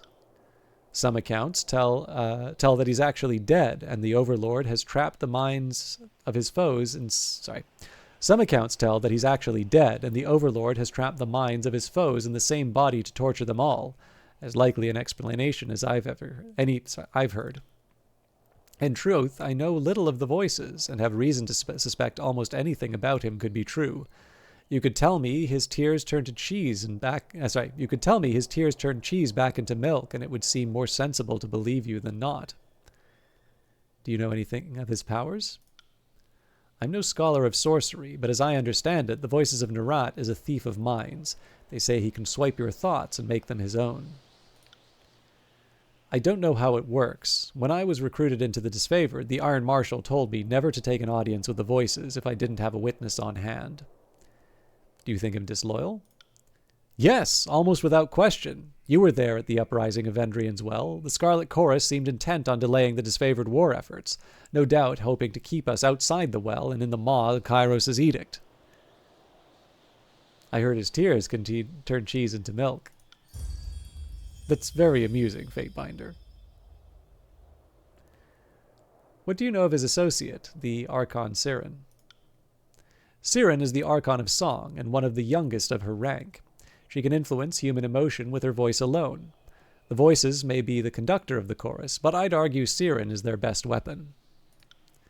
The Voices put her talent to good use. He had her singing a song up and down the coast, and the Tearsmen defected to the chorus in droves. Back to my questions about the Scarlet Chorus. What can you tell me of their troops and tactics? Tactics? These are the first I've heard of them. The chorus is more an irregular mob than a proper army. Still a well-armed mob, and it's a well-armed mob, and they even have a few proper warriors and magicians in their pitiful excuse for ranks. What do you know of their warriors? Most chorus rats are untrained peasants handed a knife or a pitchfork. It doesn't take much to qualify you for the front lines. One only needs to bring a beating heart, and even the chorus could make do. Of course, not everyone in the chorus is an infirm child or a sickly old crone. Some ex-soldiers and madmen join, and the fighting elite of the chorus form a clique known as the Scarlet Furies. Barrick is too dismissive by far, but he's right that most recruits are novices pressed into service. Most will not survive the first few battles. Those who live will have experience to lead, and those who fall can easily be replaced. What sort of magic does the chorus use? The Blood Chanters are mages who follow the Voices of Nerat. Like the chorus itself, their order is not steeped in tradition and antiquity, rather built on knowledge stolen from other guilds. The elders of the Blood Chanters are traitors from the school of Wild Wrath. As fickle and dangerous as the fire they worshipped, they're outlawed by every realm and hated by those sane folk. By most sane folk. So when the Voices of Nerat offered them an alliance, many of the Wrath mages accepted the offer to set fire to the Tears. Their fire magic earns them a place on the battlefield, but they also have chants that stir the mind and heart. The motherless sods have spells that can bolster a man's courage or tap into his fears. If the chorus is a mob, how is it led and supplied? The Voices of Nerat gives orders to his elite commanders, who in turn send instructions out to the gang captains, but beneath that hierarchy it is chaos. Whole gangs will break from the larger force and disperse back into their homelands. The chorus is inefficient beyond words, and yet more bodies keep coming in to replace those lost in the mess. Inefficient? Every weakling lost in the shuffle is one less burden to all the choir still dancing to the song of battle. Our ways must be harsh, otherwise the stupid and the soft will inherit the chant. The chorus has a lot of mouths to feed, so the conscripts that can't or won't fight are made to gather food and water. Else, I'm told, they're fed to the pigs, becoming food and water, in a sense. Barrack shrugs. A fine contrast to the honor, efficiency, and decency of the disfavored. The Legion demands courage and tenacity, but provides us with good iron, and does not leave its soldiers to forage like vultures. Back to my previous questions about the Scarlet Chorus. By all means. How do you think the Scarlet Chorus convinced so many Tearsmen to join? It began with Siren. She had a song that got whole villagers marching to her will, and once these peasants killed their neighbors or cousins in service of the Voices, it either hardened them into warriors or broke their mind for servitude. Lots of criminals and drifters joined the chorus too. It seems like the scum of the Tears just need the promise of glory and sanctioned debauchery to turn on their neighbors. It's not pretty, and it shouldn't be. The chorus is a forge. All the dirt of the Tears goes in, and the finest bits are refined into weapons. There are not many that join the Scarlet Chorus because they wish to join the winning side. It's a shame that such there are many that join the Scarlet Chorus because they wish to join the winning side. It's a shame that such patriots are not born to proper northern stock, too weak or slight to be disfavored. The Scarlet Chorus is their best freedom from fealty to the younger realms. Not everyone has the fortune of gaining Tunon's favor.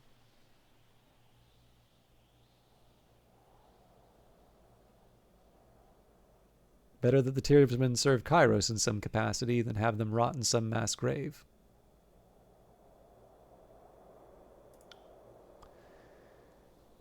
They'd be best served lugging grain for the disfavored, but you're certainly correct. Even the lowliest Tearsman deserves a chance to serve, even as fodder for the front lines. Excuse me. Enough about the Scarlet Chorus. Good. Let's move on to another matter. What can you tell me of the Tears? Uphill both ways and full of dumb sods. I've learned some history and training, and I've been here for a few years, but I'm no expert. What is your assessment of the local forces? There was a time early in the war when I would have feared the younger realms working together. Imagine that. Once I saw the modest scope of their defensive, I knew that they would be easily outclassed. They couldn't even rally their best to make a competent stand. Tell me of the Vendrian Guard. They used to be the Queen's Royal Army of Vendrian. I guess defeat inclined them to a shorter name. We crushed them back in 429. I'm proud to say I took part in the decisive battle. You know the rest. A year after we thought them conquered, thousands of Vendrian Oathbreakers murdered the garrison and declared themselves free of the Overlord's rule. Tell me about the Unbroken.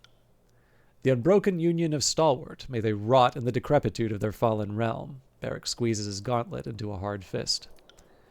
Much as it pains me to admit it, in all the realms of the Tears, the Unbroken have been the only foe worthy to meet the disfavored in battle. The Unbroken value tradition, just as we do. Stalwart has never lost a war on their own soil, a reputation they take quite seriously. It is fortunate that Stalwart has poor relations with all its neighbors. The rest of the Tears will not come to their aid, so as bravely as they fight, their end is inevitable. What can you tell me about the Bronze Brotherhood?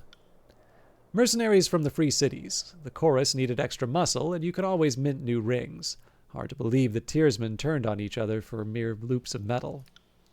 The Bronze Brotherhood worshipped the Scourges. Yes, those monsters from the old walls. The mercenaries are grown adults that willingly admire a magical abomination. Read into that what you will.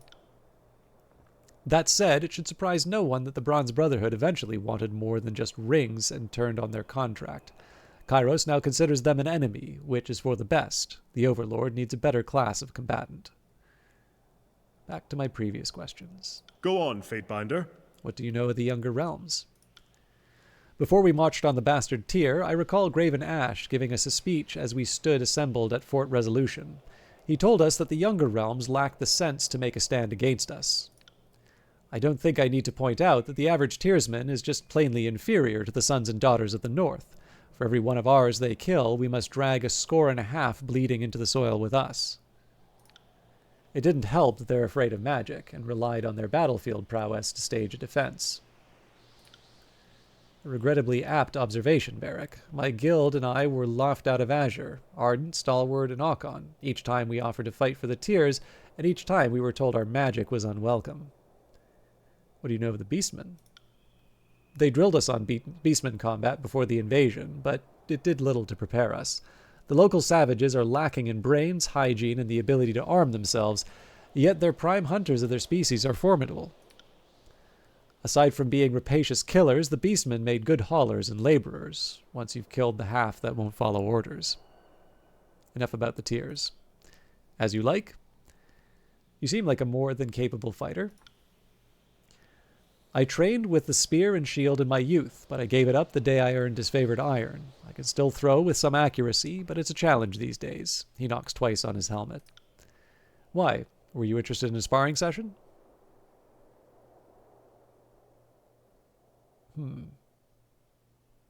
I heard rumor that Ash has an unbeatable sword-fighting technique. You flattered the Legion's reputation, but the Archon does make sure we are competent swordsmen. Observe. Barrick takes up his sword and offers several practice jabs, testing its weight and balance. Before you know what to expect, the gleaming iron whips through the air fast enough for a sharp breeze to disturb the air.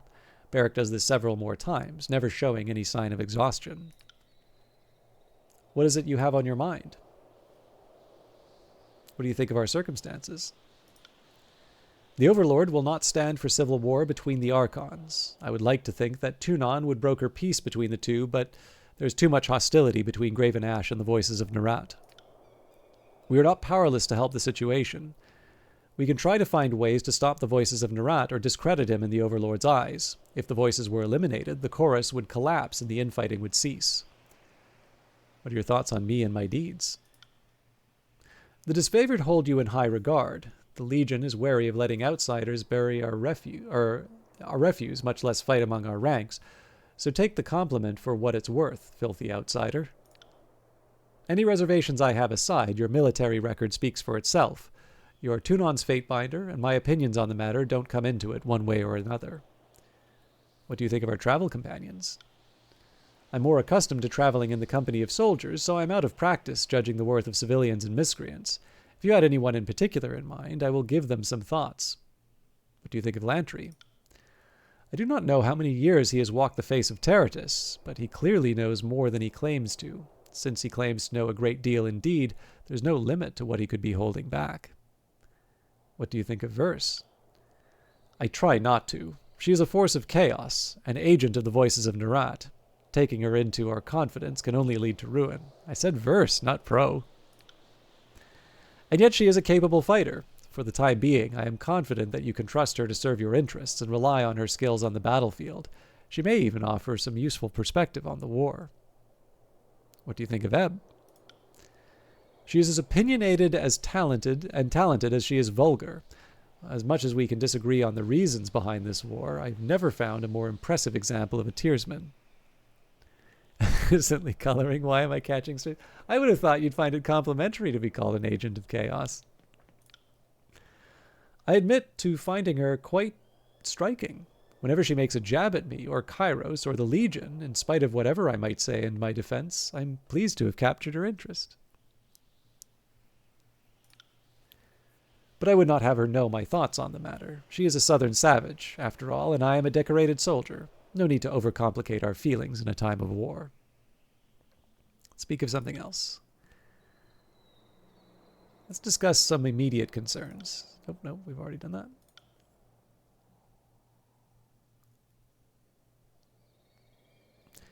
To Barrack and Verse, have either of you noticed that you fight particularly well together? The thought has crossed my mind from time to time.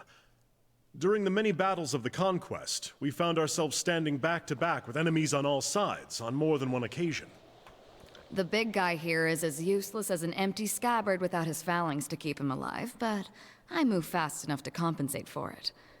And it's nice having a living wall of rusted iron I can use for cover. Ah, so you're more Ebb than Verse? Okay.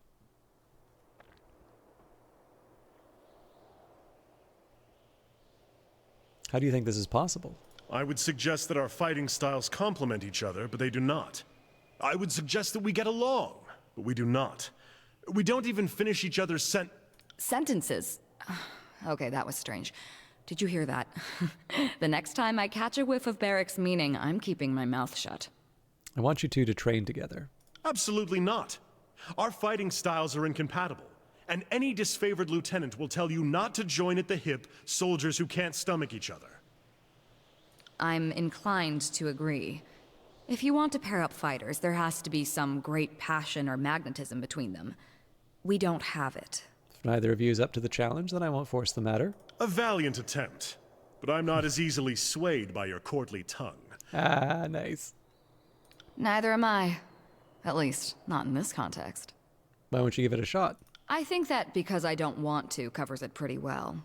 Training alongside this self-important braggart is likely to sap whatever patience I have left. I can see that you're out to serve the best interests of the war, but we are accustomed to handling ourselves as individuals rather than as a pair. I could command you to train together. Sorry, Fatebinder, but no. It's a fair idea, but we would likely just kill each other for your troubles. Agreed. It's not happening in this lifetime, but I like your passion. We can discuss this again, later. Hey, I wasn't done yet. You look as if you have something on your mind. By all means. What can I do for you? We should talk about your connection with Verse. This is not a worthy topic for our time together, Fatebinder. The Scarlet Fury and I have our differences and our similarities, but they are none of your concern.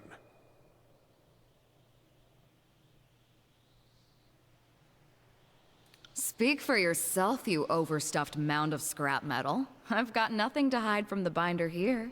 Would you rather I told the story? Very well. Since you force my hand, I will relent. Though know that it goes against my very being to tell of it. We are siblings. Half-siblings. Regrettable and repugnant as that fact might seem, it is true. Though the products of different nations and cultures, we have the distinction of sharing a father. I am disgusted by the thought that my father lay down with some low-born southern farmhand. But my horror does not spare me from the truth of it. So I accept the fact and try to move on. See, this is why I need to see you play a game like this, Prosciutto Fist. I don't do commentary like this. I need the Tyranny to English dictionary. You should take it as a compliment to our father's skills. My mother's a tough woman to please. I rather think I took after him, don't you? How did you two even become aware of this? During the conquest, the Scarlet Chorus made sport of shooting down messenger birds on their way to the disfavored camp. Anything they could accomplish to hinder our efforts or embarrass us was fair game. My father sent a missive intended for my eyes alone. By incredible chance, Verse intercepted it and recognized the name and handwriting. She found me in camp that evening, and we discussed our unlikely situation. We've done everything in our power to keep the word quiet. Not many in the Legion know that I share blood with a Southerner, much less a chorus rat. Don't worry, Barrack. When my old gang boss caught wind of our discovery, I killed her and took the gang for myself. Our secret's safe with me. Well, it was, anyway. Do we even like each other? Not particularly.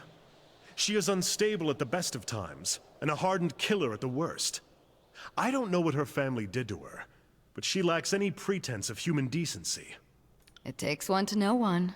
Don't act like we're so different, Barrack. You're the most repressed and intolerant soldier I've ever met. You hide it under duty and pride, but it's still there. I actually really like the way the character creation does for the conquest of or the final years of the conquest. How has this affected you, Barrack? Well, Verse has a nasty habit of jabbering in my ear and making this war intolerable. I plan on parting ways and returning to the north at first convenience.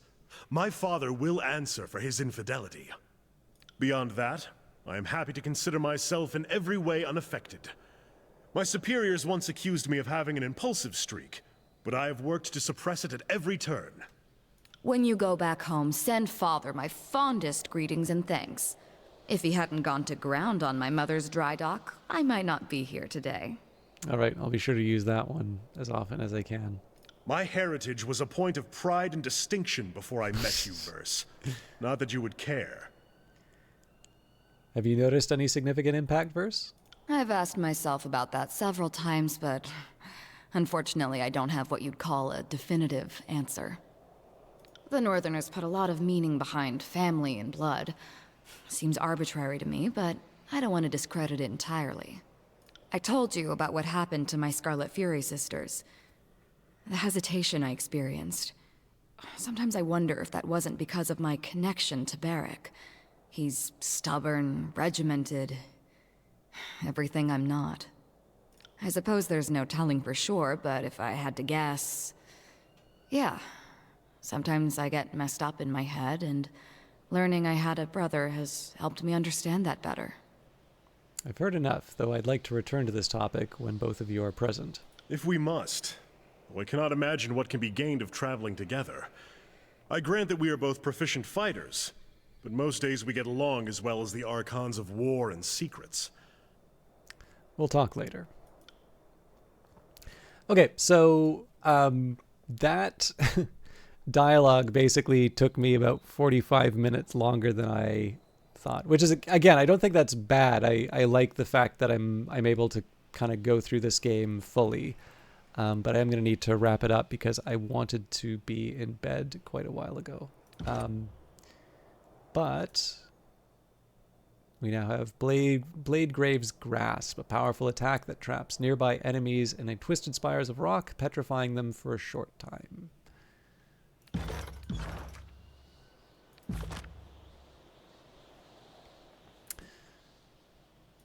So I'm going to save here. What I think I'm going to do for the next episode, so I don't know if I'll...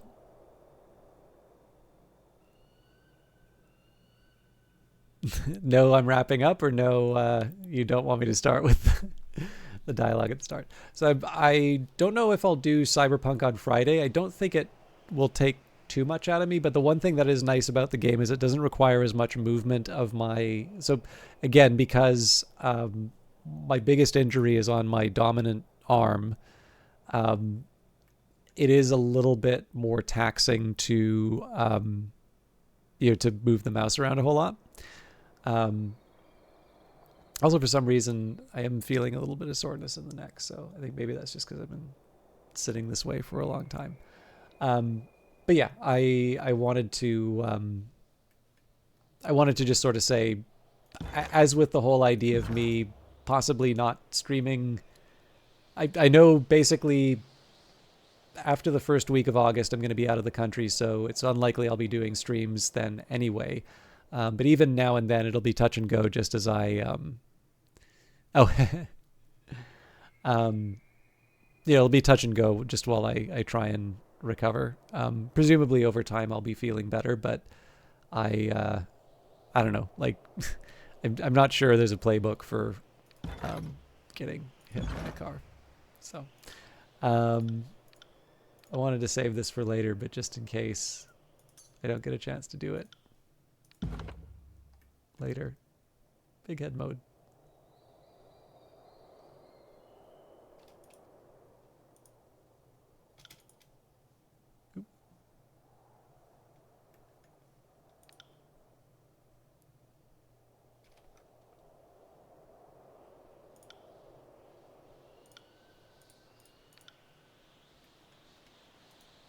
Salutations, Fatebinder. Or should I now call you Lord of... So if I might ask, if that's the case, what is it you need? I'm not saving any of that. I just wanted to get the... Right. There we go. Let's be off.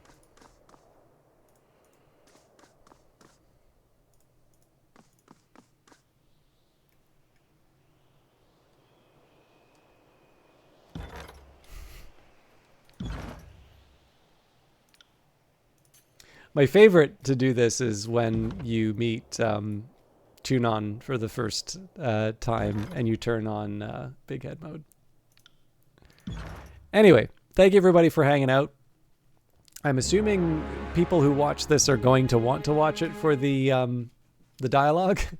But yeah, like I said, the plan is when I play this next, and that may be Friday, that may be Monday, that may be after I'm back from my travels, but back when I can, we will we'll be doing more of it. I'll start with what I'll probably do, because it's about 45 minutes to get through Barracks, what I might do is talk with either Verse or Lantry, and if it's a similar length, what I'll do is I will...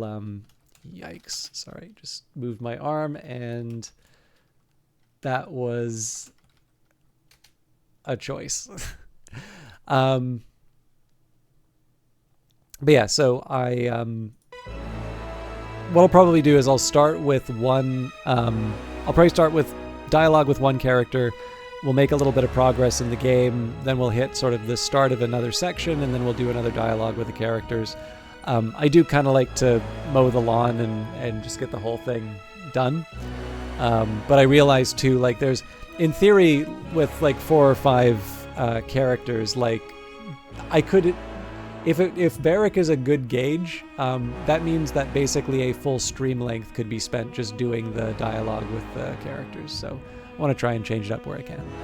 All right, as you can see, I've hit the raid button for Will Shand, who tends to do spooky, scary games. Once upon a time, he used to kind of go at the bottom percentile of like Steam and just finds weird things. He actually found a scam game doing that.